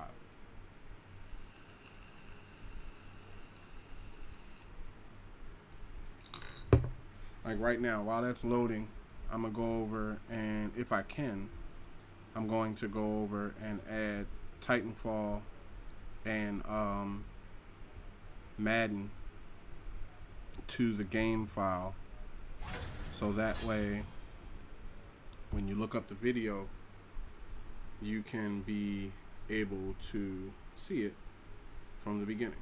Okay, so we're going to mute the audio and jump into this match.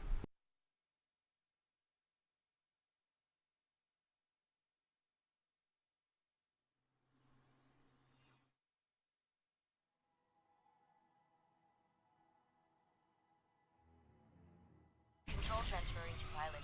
Power supply ready.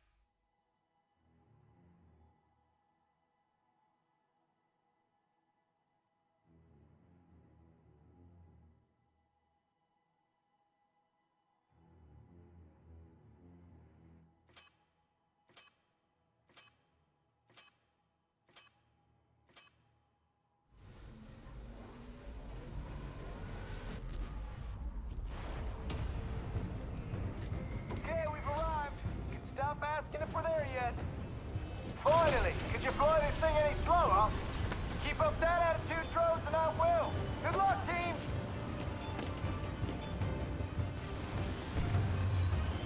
What time is it?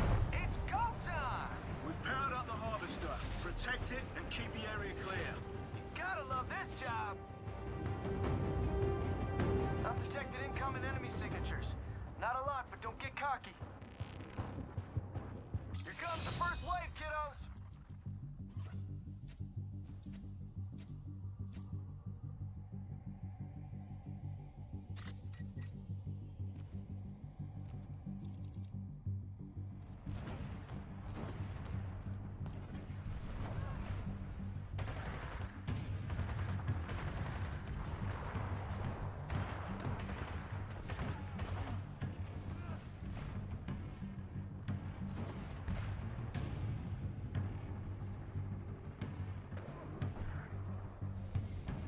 The harvester shield is taking some hits.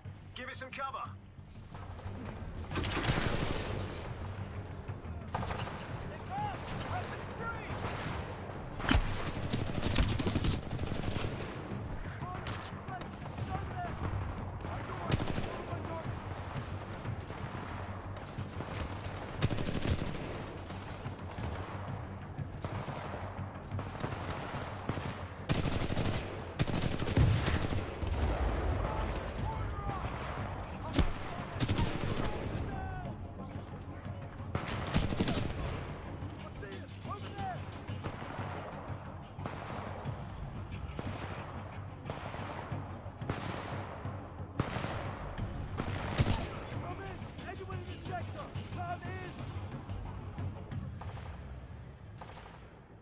Keep firing!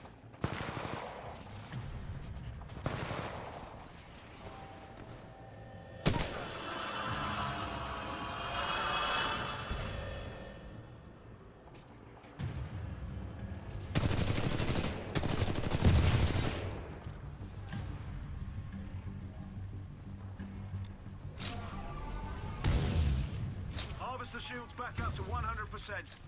We've got a pilot down. The harvester shields are absorbing damage. Mortar specters are still hitting the harvester. I say you hit him back. Hit him back hard.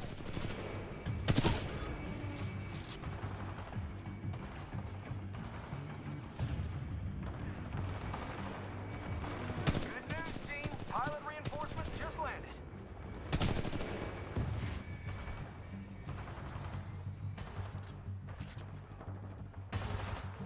Pilots, we've got to clear the enemies out. You can do it. Protect that harvester. That was some impressive work, don't you think, Davis? Davis! He's literally speechless. Guess what? Your Titan's ready to kick some ass. Stand by for Titanfall. Nice work out there. Here are some credits. Use them to build up some defenses. Make yourself a little more badass.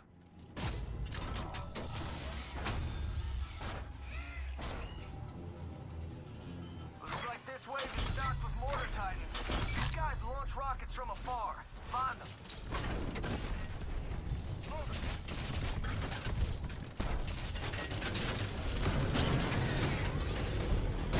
Our systems are yours. We are more powerful as a team.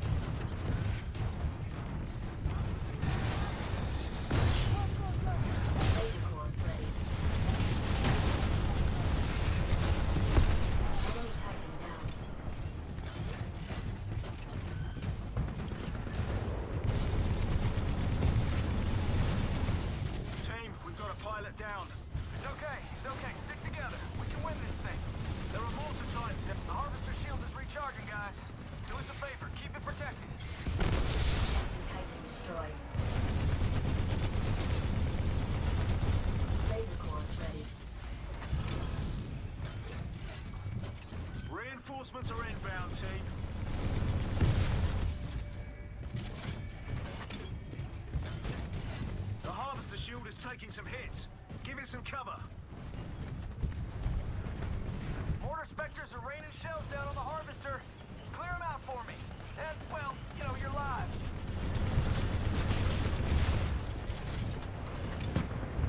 Harvester shields back up to 100%.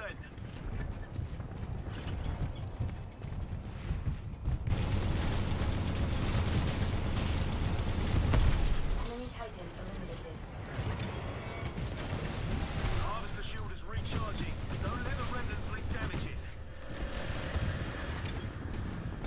Harvester shields are dropping.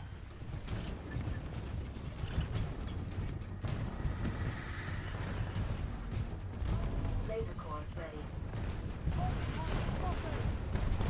Enemy Titan attacking your target.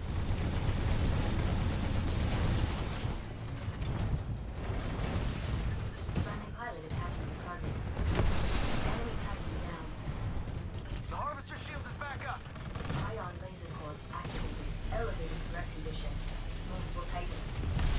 Enemy Titan destroyed. Friendly pilot attacking your target. Friendly Titan attacking your target.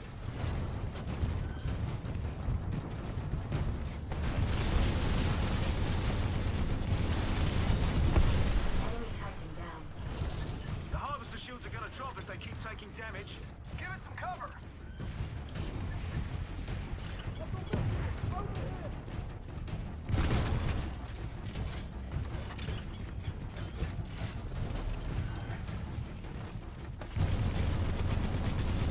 The Harvester shield is recharging, guys. Do us a favor and keep it protected. Well, you can't do any better than that. Like, literally.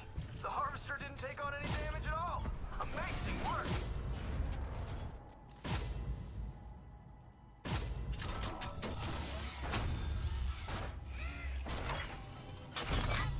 There are Arc Titans in this wave. Watch out for their arc field. Yeah, that thing will tear right through energy shields. Transferring controls to manual operation.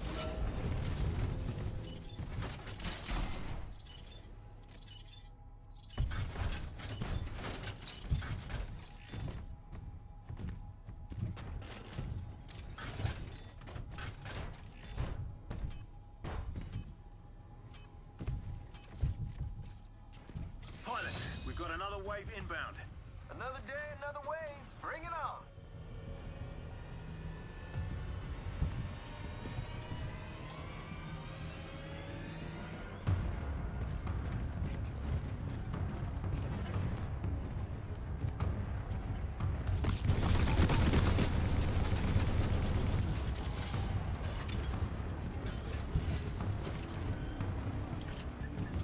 We've got a pilot down.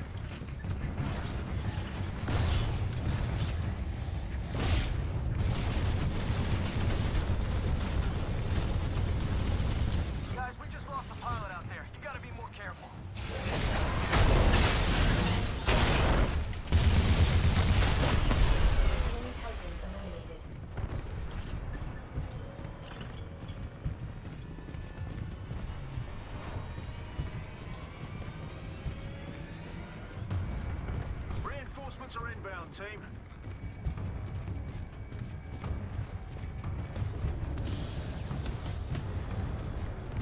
Laser core ready.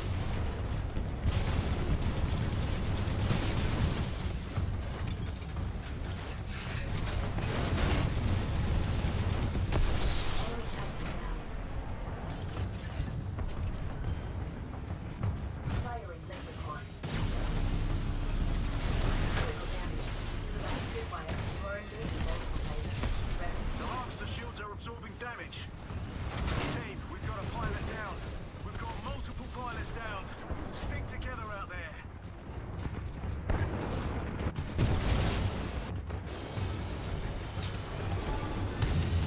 The harvester shields are about to go down. Protect it.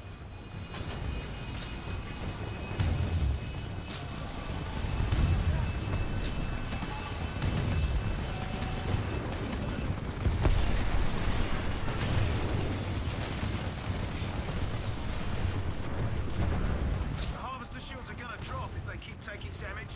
Watch out, team. The shields are down. Protect the harvester. You've got this.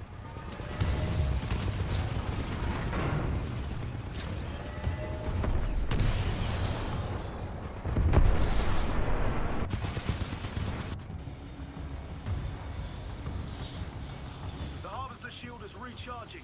Don't let the remnant fleet damage it.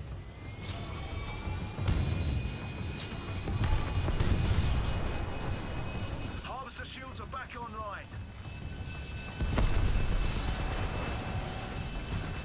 Hold tight. Your Titan is almost ready.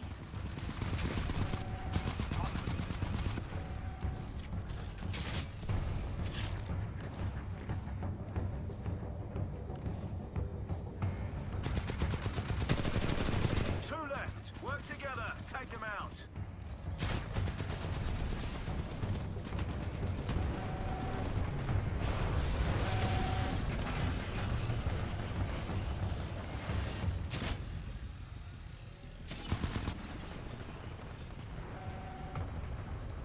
Oh, we got this. We got this. Just 2 enemies left.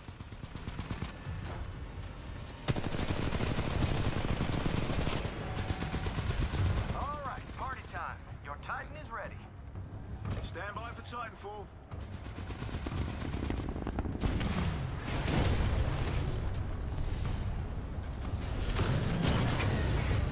Nice defense, team. That harvester barely took any damage.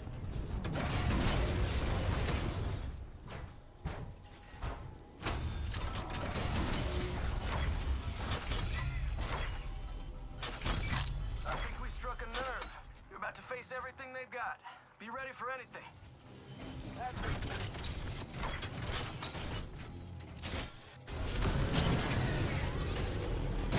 Transferring control to the pilot.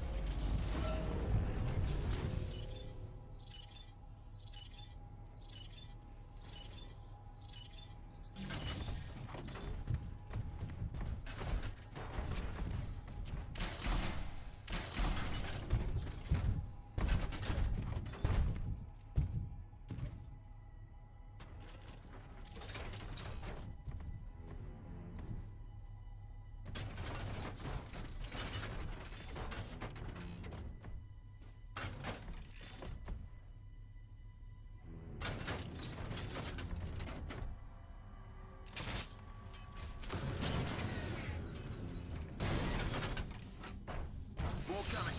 Arm up for another wave.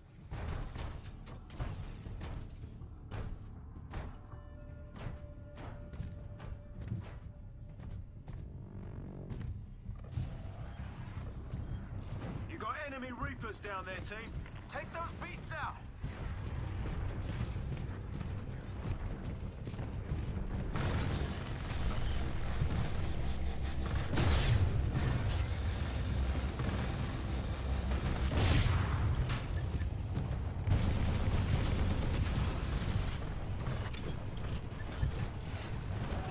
Friendly pilot revealing your target. Enemy Titan eliminated.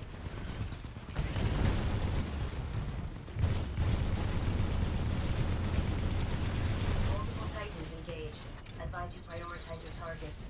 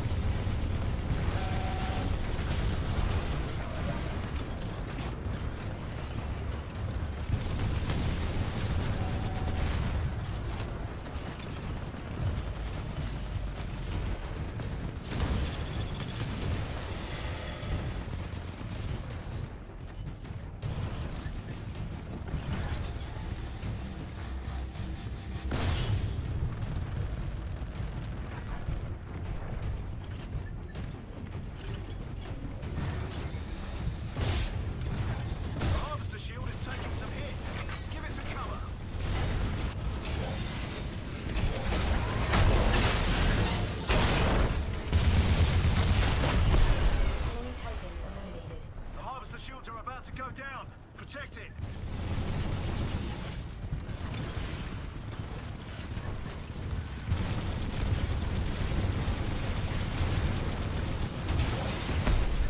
Titan destroyed. Harvester shields back up to 100%. Laser core ready.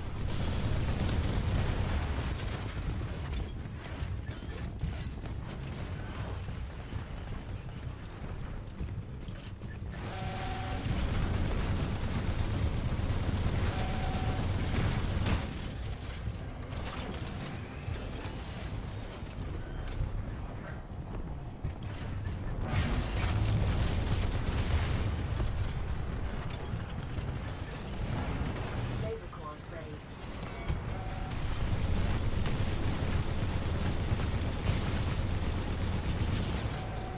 Harvester shields are dropping. Disengage.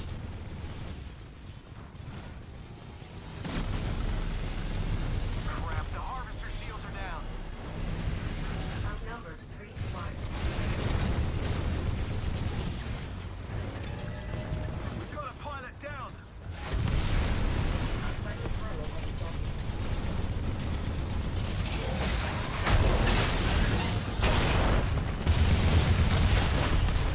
Harvester shields are back online.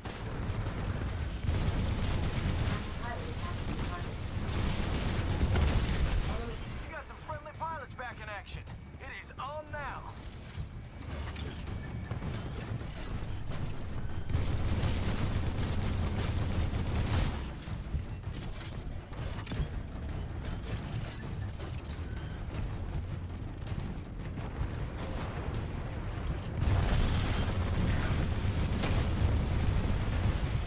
You got enemy Reapers down there, team.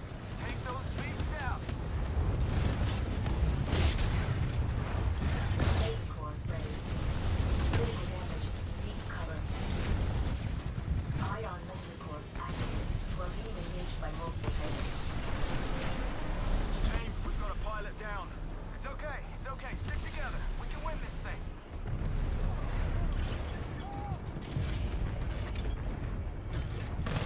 Critical damage. Take evasive action. Enemy titan destroyed. Reinforcements are inbound, team.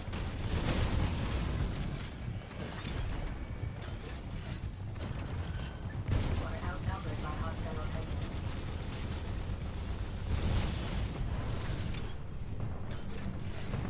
Out. The harvester shield is taking some hits. Give it some cover. Friendly pilot attacking the target. Laser core ready. Friendly titan down. Firing laser core. The harvester shield is back up. Friendly pilot attacking the target. Enemy titan eliminated. That's the way, team. I'm blown away. Right, Rose? You said it, Davis. Team, you did a great job.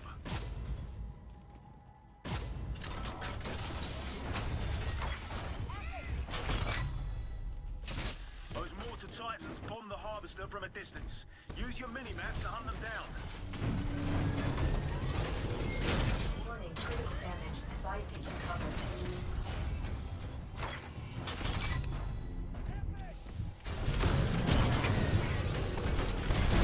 Pilot control initiated. Welcome back.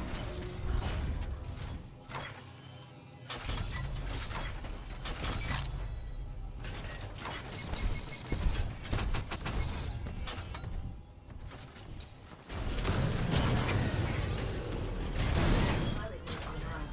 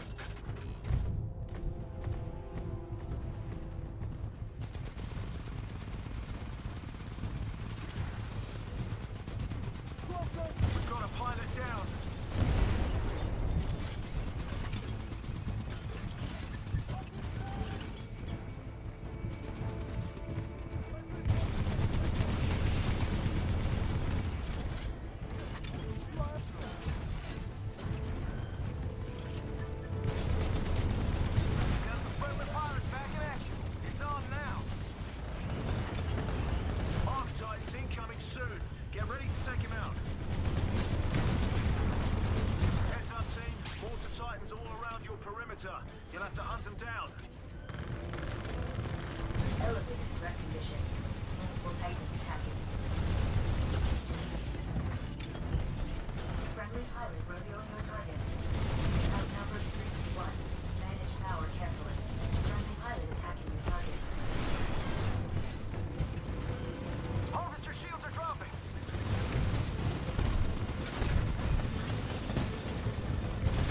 Laser core ready.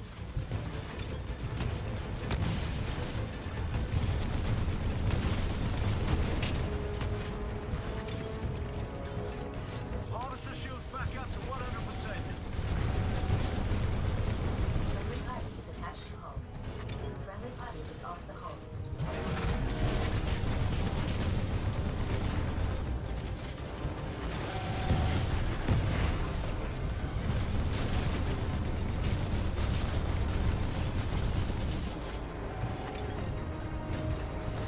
Team, we've got a pilot down.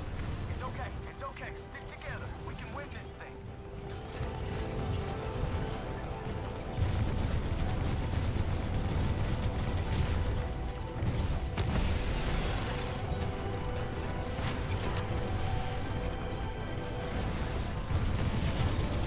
Good news, team. Pilot reinforcements just landed.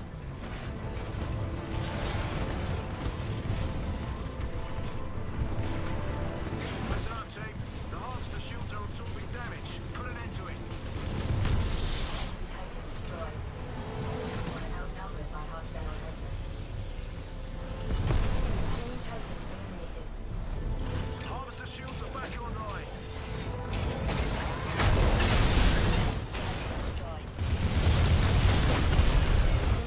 down. Enemy Titan destroyed. Multiple Titans engaged.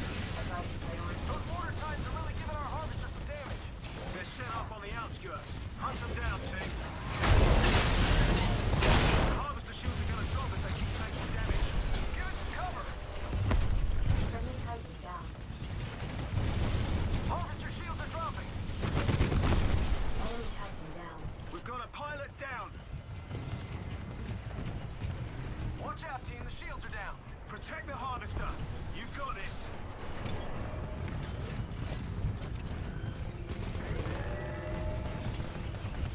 The harvester shields are about to go down.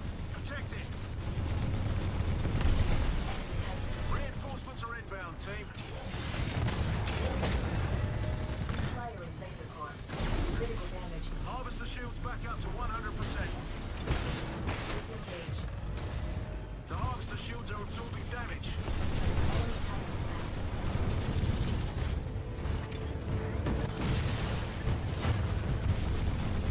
Friendly Titan attacking your target. Watch out. The harvester's getting barraged by mortar titans. Listen up. Look near the edges of your mini-map to find them. The harvester shields are gonna drop if they keep taking damage. Give it some cover. Harvester health is at 75%. Critical damage. Take evasive action.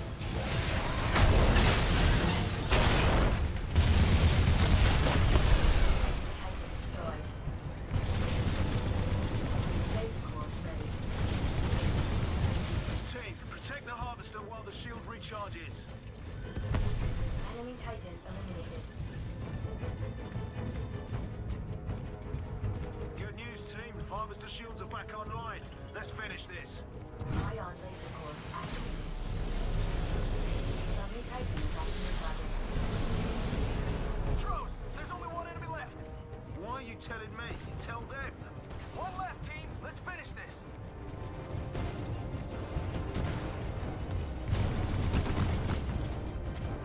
Mission complete, pilots. Great work.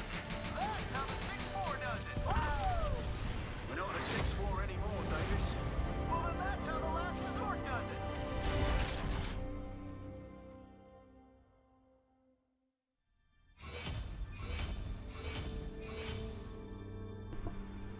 Good match. GG.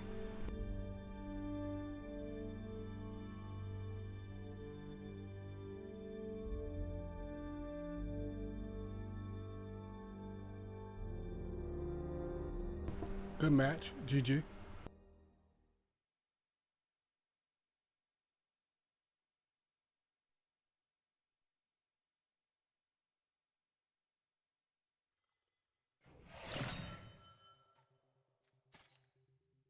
All right, that was a good match. Get things kicked off, get the ball off rolling. Now give me a minute as I look through the game vault as we get a game change.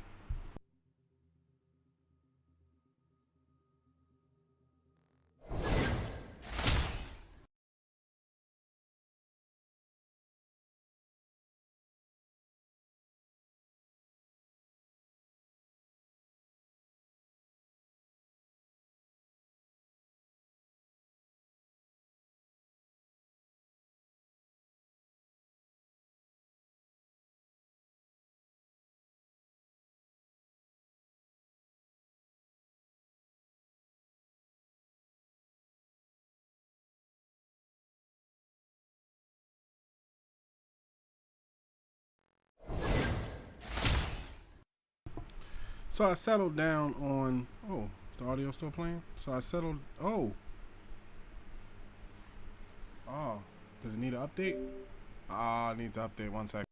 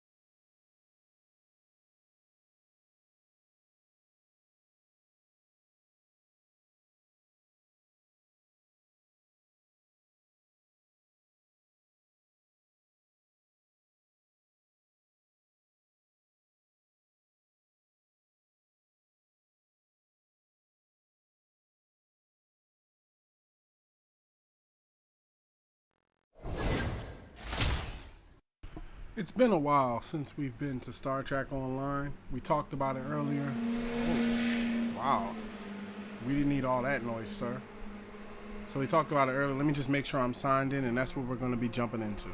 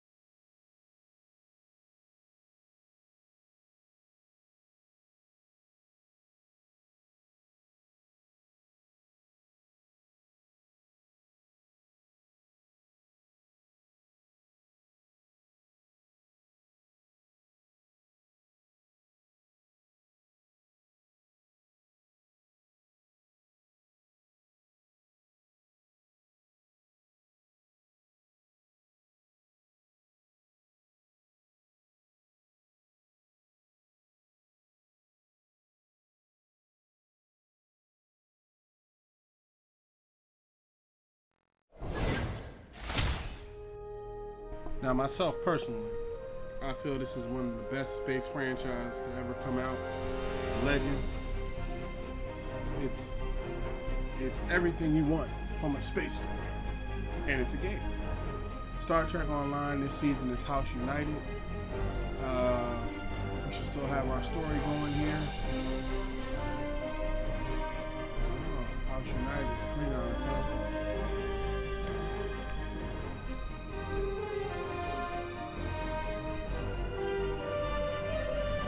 Right. Star Aries, SR-51 Media, Lieutenant Commander 12. Got the squad with us. USS SR-51 Media, located in the Beta Quadrant. Started up. And while since we ran, this is just even cruise through space and see what's going on with the new stuff. Klingons look like they're running things. United Empire is 2 episodes and 3 patrols. And then by taking back. It's a brand new task force operation. Okay.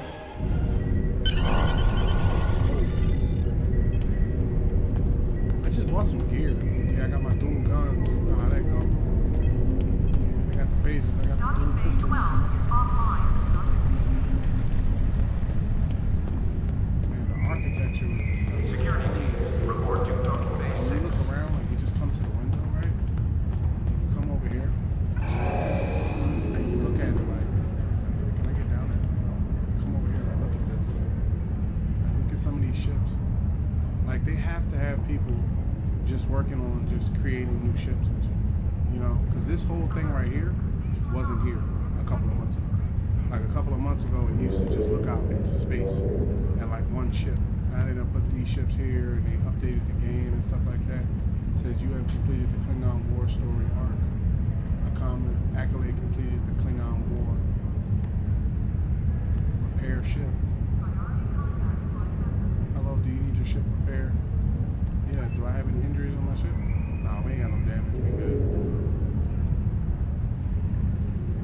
But yeah, that's some of the things that I was like, when you get into space and stuff like that, this sort of space, it's an architecture build. You gotta, it's more, space I feel is more creative because like all of this stuff here, right, it may have been modeled on like a humanistic standpoint, but all of this was created to be like a fantasy world in a sense, you know, but held to real life. Like you can see this being the distant future and stuff like that. So I'm like, I've just always been attracted to Star Trek or Star Wars. The shuttle to Saturn will leave at So let's see, 08:35. there's the missions. What's that say? Go to Pluto's solar system. Alright. Did I call that right? Pilatus solar system. Might not be calling that fair to some Star Trek. Some more advanced Star Trek heads than myself.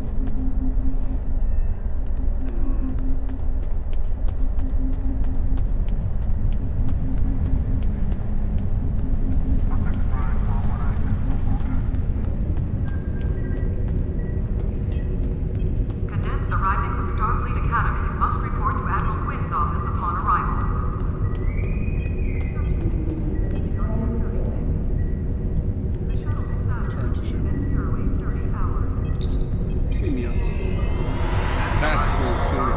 headquarters and stuff.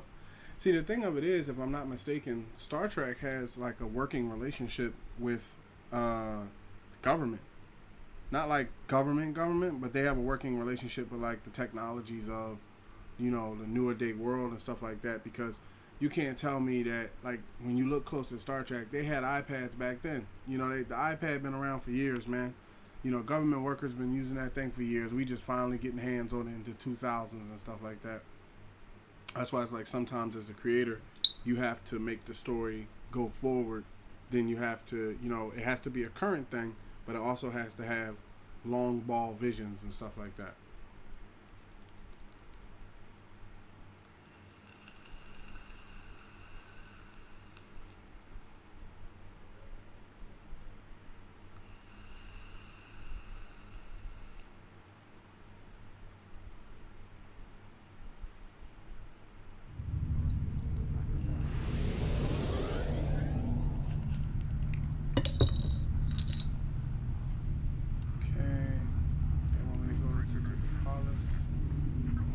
System.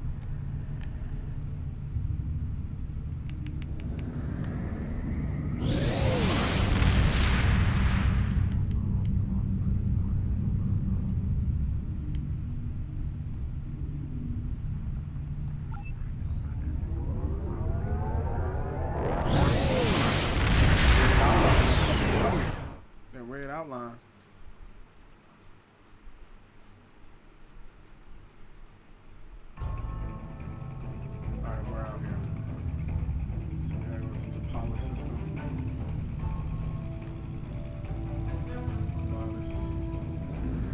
Set the course on around. So yeah, the thing about it is, because this is auto drive. What's that? Oh, that's crazy. Right? So the thing about it is,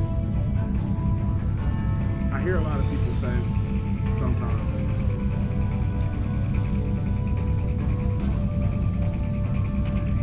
you can't do space because Star Trek and Star Wars are the kings of space. Here's how I feel about that, right? You could say that about you could say that about every category. You know, every category has a beginner and somebody that was there first. Hell, even books, you know, the Bible, and you can go with the Bible. You could go with the Art of War. You know, you can go with all sorts of books that have been written before people started making them into entertainments, you know. But one thing I think when you look at it with space, I think that it's, you know, it's true, it is the next frontier, and you have to understand that you can find your own space. I feel like you can find your own space quicker than you can find your own regular everyday story. Because when you look close, a lot of people are trying to do things that end up like, don't get me wrong, there's space stories, right? Like if I did, you know, when I'm thinking about doing a space story, if I did a space story, a lot of people might draw comparisons to Star Trek and Star Wars, and that's okay. Because they're, you know, they've been around for so long. It's like that episode of South Park where they said, Simpsons did it, you know, where Eric Cartman, one of the main characters of the show, he tried to do something original. And every time he tried to do something original, they would say, the Simpsons did it, the Simpsons did it, the Simpsons did it. And it was one of those things where, as a cartoonist, they were expressing that basically they couldn't do anything new in certain points because the Simpsons had already did it. So you just had to understand that they already did it. That doesn't mean you can't do it too, or you can't do something different and add to it. So, as we now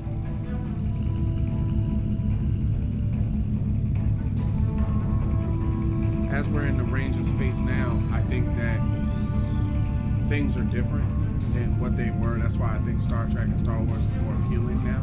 Because, you know, like I said, you can look up Mars right now, you can look up the solar system, stuff like that. It's tricky though, because for every star, I feel in space, every star is a new story. Whereas some people feel in Earth, every corner is a new story. You know, like in Batman and stuff like that. So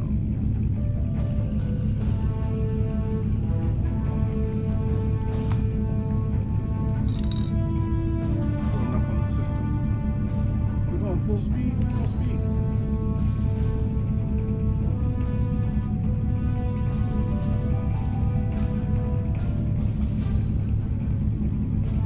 I don't know what's going on over here.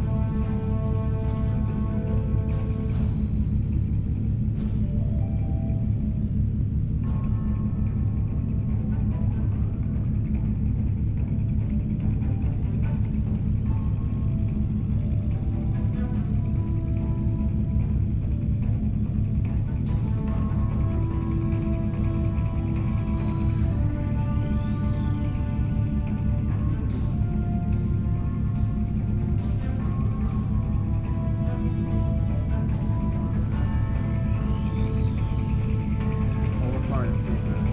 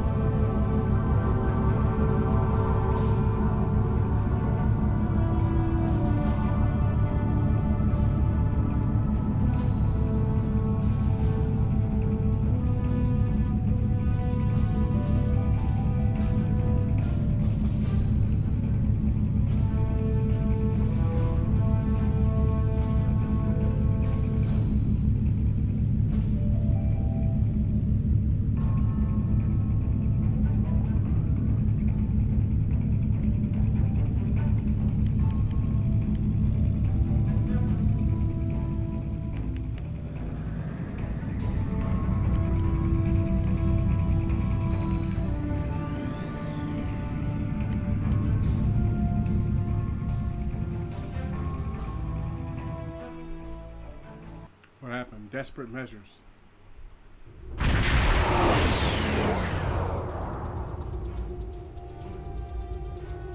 Captain, we have the board spear on sensors. There are multiple Romulan patrols in the area, sir. We will need to deal with them before we can scuttle the sphere. Engage the Romulan patrol with ray shields and set a course to the closest Romulan ship. Let's do this. I'm out here on my own.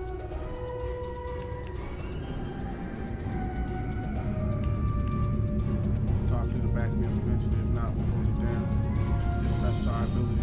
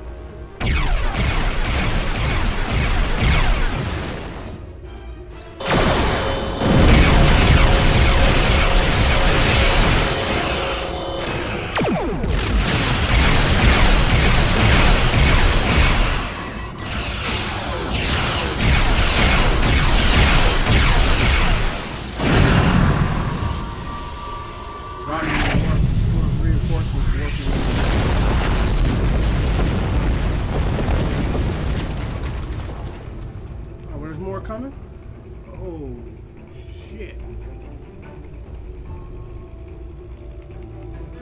Big warbird. Okay. I see you.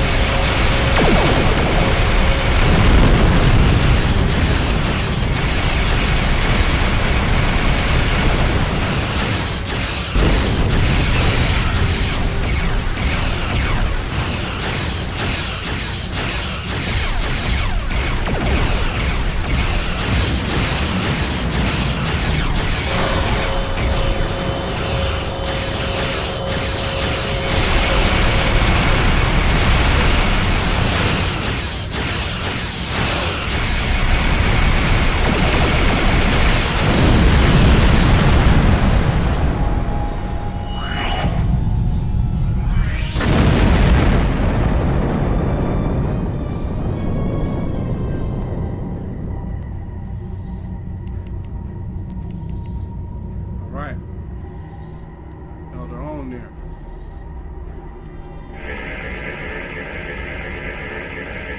I'm not picking up any signs of rounding ships, and there are no life signs on the sphere. Recommend we destroy it now. Scuttle the board ship. Armed weapons. Where is it? Oh, that?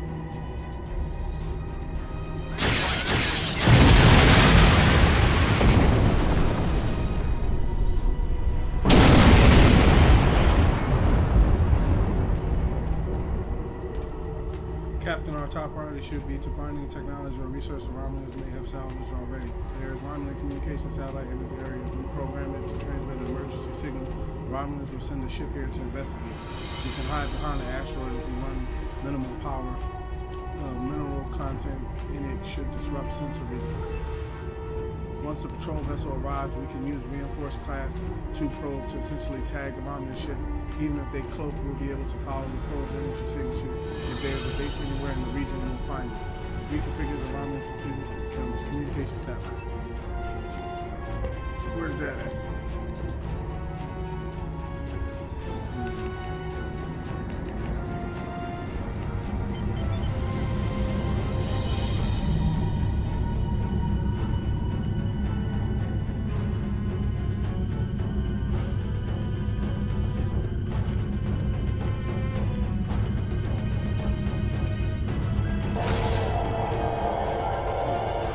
Excellent. Now we just need a place to hide. If we fly behind the asteroid and power down our systems, I think we'll be able to avoid detection.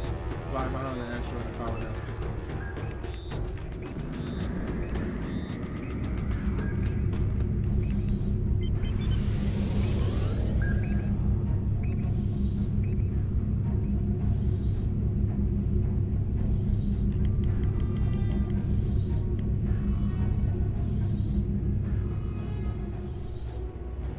Guess we gotta get really up.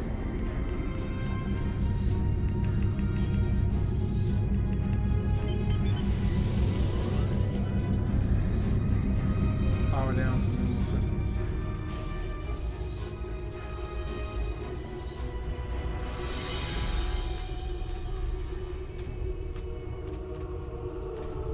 We'll be here in a minute. It worked, sir. A Romulan vessel is coming to investigate.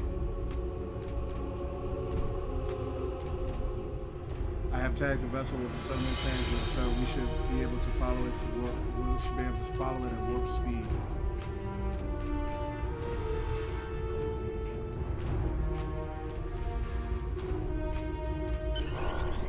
The ship has gone to warp, sir. Based on the telemetry from the probe, I believe they are traveling to the Gasco system.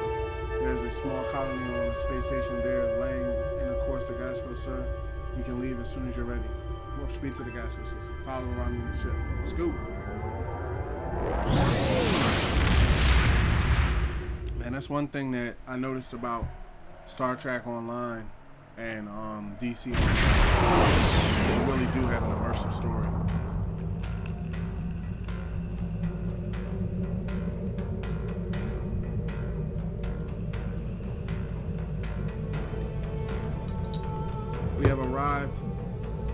We have arrived in the Gasco system, sir. Scans confirm board technology on the station. They have detected us, sir. They are launching several ships, and they have attacked their defense. We have the element of surprise on our edge. Excuse me. We have our element of surprise for the moment, but they are bound to call in reinforcements. Recommend we eliminate the resistance and beam down to the station as quickly as possible. Let's do this.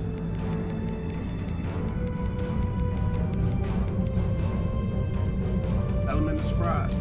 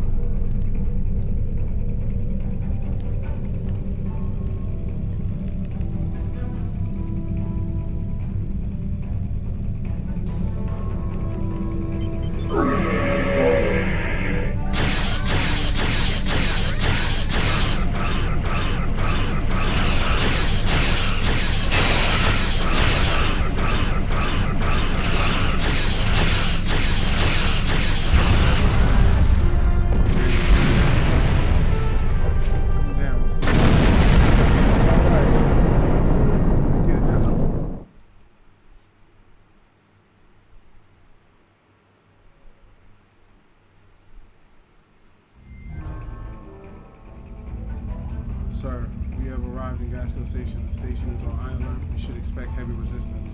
Normal Starfleet attempts to resolve conflicts peacefully, but in this case, the security of the quadrant requires an armed response. We should interrogate any scientists we find along the way to determine where the Borg research is located.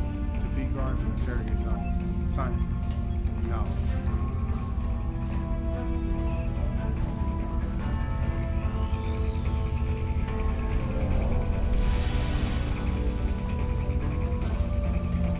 Starfleet, what are you doing here? We have traced Borg technology back to the station. We intend to destroy it. Really, I sympathize that Borg technology is creepy. We all hate it, but we don't have any choice but to work for the Tasha here. They're holding my sister hostage to make sure I behave and that she's not the only one. I'll do what I can to help her. You might need to help yourself in a minute or two. The transport was detected and the station is on high alert. Security forces are already on the way. You don't have no chance. We have no chance. We need to stop what's happening here. I promise you'll try to help my sister and I'll unlock the doors and turbo lifts for you. She's there, the medical bed. Good luck and don't forget my sister. We'll get her out.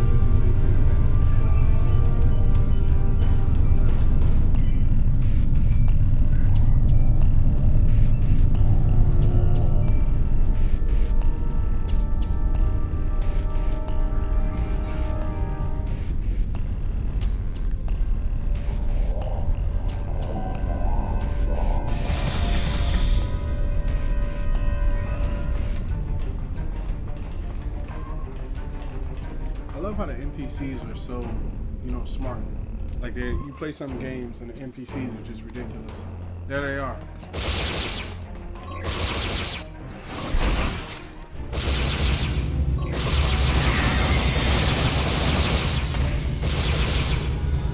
She in there wanting fisticuffs.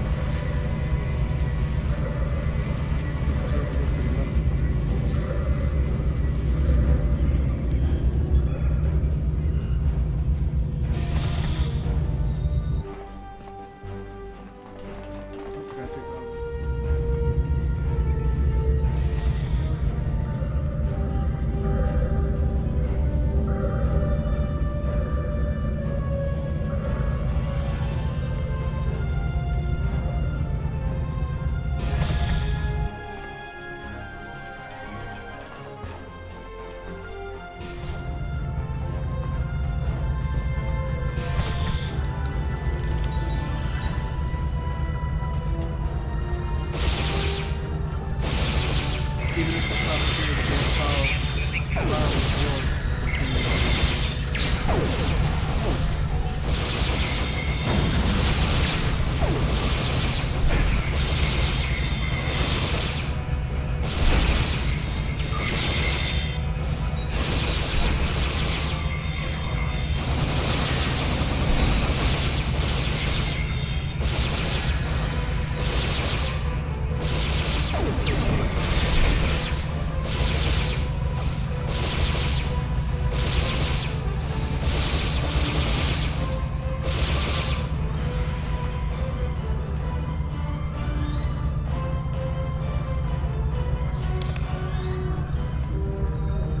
inventory full. Hold on, I'm about to throw something away. Let's put my inventory full.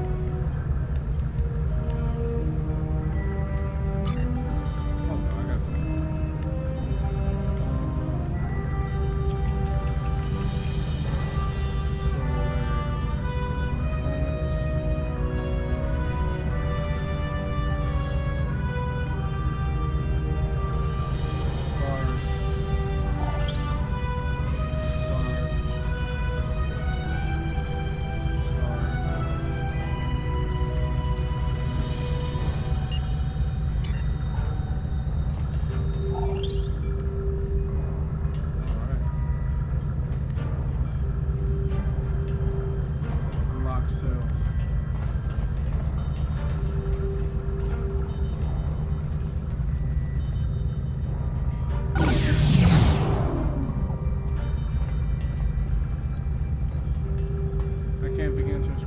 Lieutenant Commander. I'm from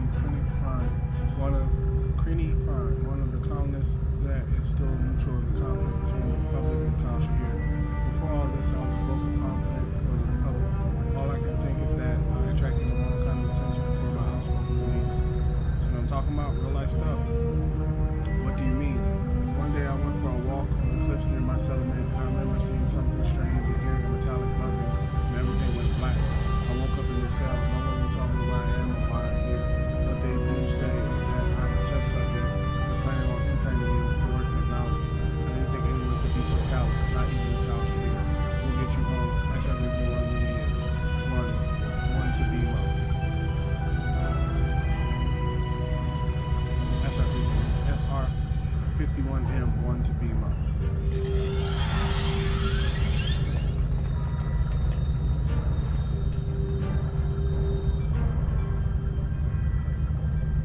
Experiment on their own people.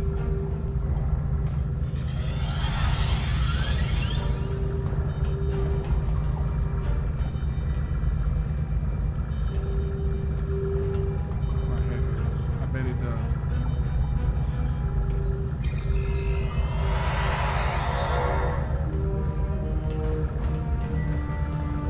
Who's this? Test subject? Oh man, somebody's experimenting. Experimental, oh boy. Contact lead scientist. Hello, this is Lieutenant Commander Aries. Just wanted to let you know your brother is safe and aboard our ship. Thank you so much. Now allow me to assist you. These access codes will wipe our computer core, destroying all our data. No one will be able to replicate what we've done here without that information. Thank you. Download access code. Access mainframe. Purge computer core. Enter access code Epsilon Beta 241. Are you ready to beam up, sir? Beam up. Let's get back to the ship. Yeah, we're gonna be adding. I forgot. It's one of those things where I have so many games. I kind of forgot about one. So the Romulans are activating their assimilated ships. We have to destroy them. If we fire weapons at one of them, it will come online faster. But I think I can delay their activation if we get close enough to send a command to target the nearest ship.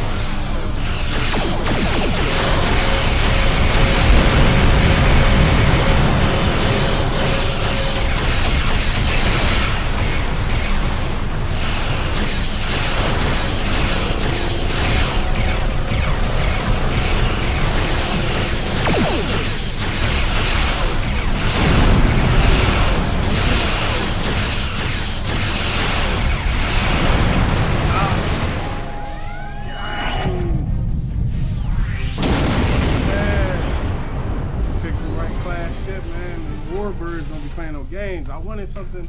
I was like, it ain't gonna be all that fast. It ain't gonna be super fast, but we're gonna be able to put a hit on you. I want to thank you again for rescuing me from an unpleasant fate. If I can impose on you once more, would you be willing to take me to my colony? I must deliver a report on what's happened on ruling council, and I'd really like to see my family again. It would be our pleasure. Are you ready to leave? Not now. I'm gonna pick up all the inventories full. Inventory's full. Let's get rid of stuff that we don't need. What's this? Lockbox. Use. You must have a master key. Destroy all. Okay. What's this? Phasers. What's this? Rare kit reward. Use. Oh, we get something out of here. Suppressing tactical kit module. Overwatch. Suppressing fire. Weapon upgrade. Suppressing fire. Claim reward. Okay, so we got that. We can delete this. This was an original suit. Okay, now I want to pick up. I think we picked up whatever was in the. Oh, here it is. Oh, I gotta pick up all them things I got from these ships.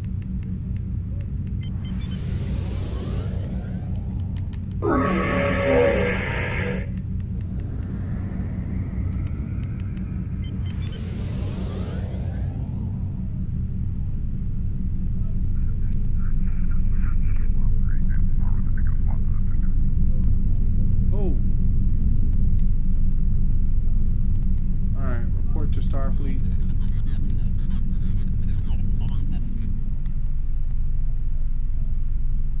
Ops. Are you ready to lead the system? Depart system. Depart system. Yeah, so what I was saying is we're going to be adding Star Trek Online back to the games lineup. I kind of forgot about it. Report to Starfleet. Depart measures. Report to Starfleet. I have forwarded your mission reports and the recovered data to Starfleet Intelligence. We now know the Romulans have been researching Borg technology, and they were willing to risk a war with the Federation to advance their goals. There is a 76.77% chance that Starfleet will have to take action against the Romulans to prevent them from upsetting the balance of power with this research. If that occurs, I predict that we will need you and your crew to assist in averting calamity. You have done well. Live long and prosper. Right. I get to choose impulse engines, modulation impulse engines, Mark 5. I have new missions for you.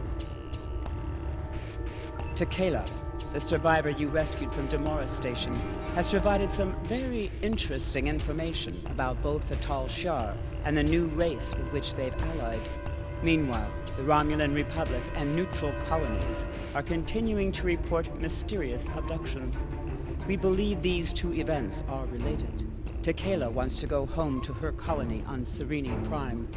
The colony there has remained independent from both the remains of the Romulan Star Empire and the burgeoning Romulan Republic. That puts them in a delicate balancing act. We thought taking Tequila home could be a good opportunity to figure out what's happening behind the scenes of the Romulan conflict. We would like you to go to Serene Prime and investigate. I have new missions for you. So I have to go to Selena Prime, but what I'm going to do, because I think I'm going to be setting things up later, is I'm going to go to our solar system. Back to our solar system, because that's a new mission that they want me to accept. So yeah, what I was saying about Star Trek Online, man, this game is intense. So while we're flying, just talking, that's what I mean about a little bit about space, where basically it's a different kind of adventure, you know, and I think you can go, it doesn't have, when you go space, you don't have to go just whole space. Like, a lot of people don't know that Star Trek is really kind of based a lot off of Earth, because they started with, just in their little outer rim solar system, and then they expanded and they met the Borg and they met the Romulans and they met the Klingons and everything happened and so on and so forth, right? So when you look at it, it's a story that evolved with time, Now, let's look at it like this. When Star Trek released at the same time, Star Wars was a thing.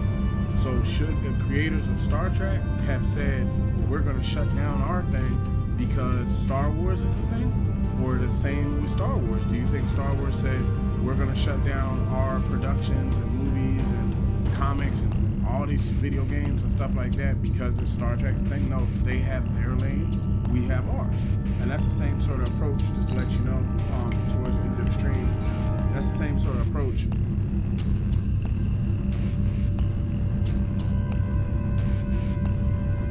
That's the same sort of approach that I have for the graphic novel.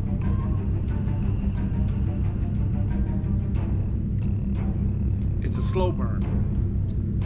Comics and graphic novels, when you read them, they can be you can indulge like Netflix and Amazon and TV. You can watch all the episodes at once.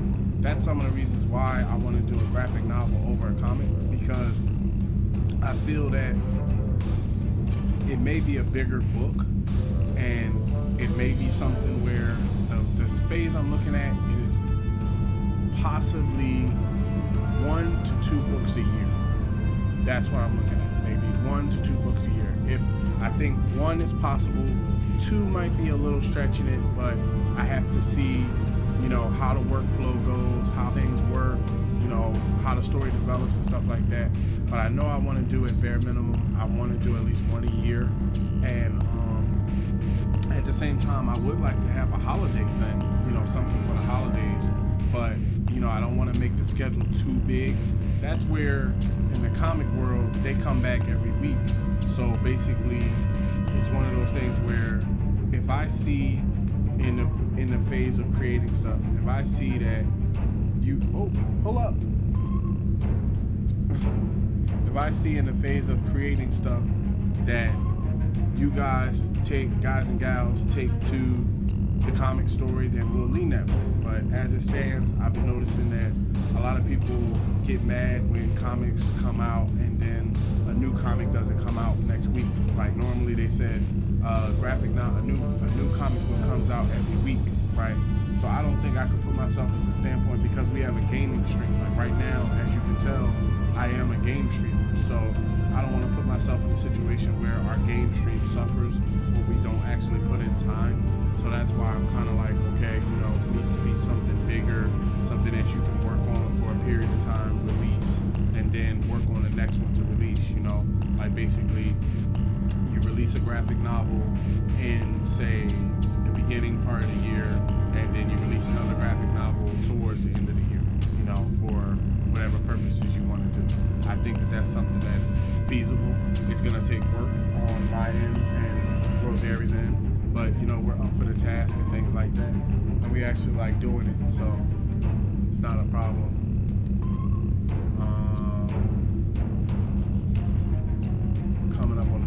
We should be coming up on the system now. Where they at?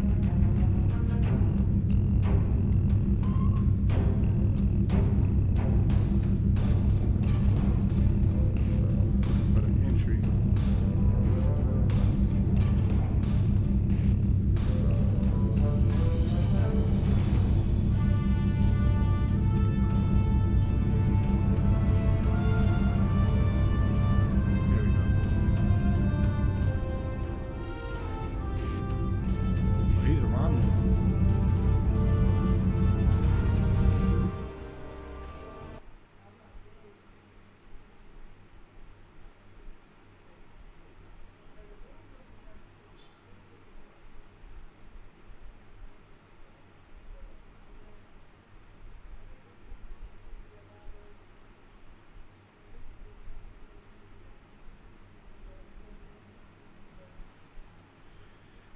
Waiting for this load here.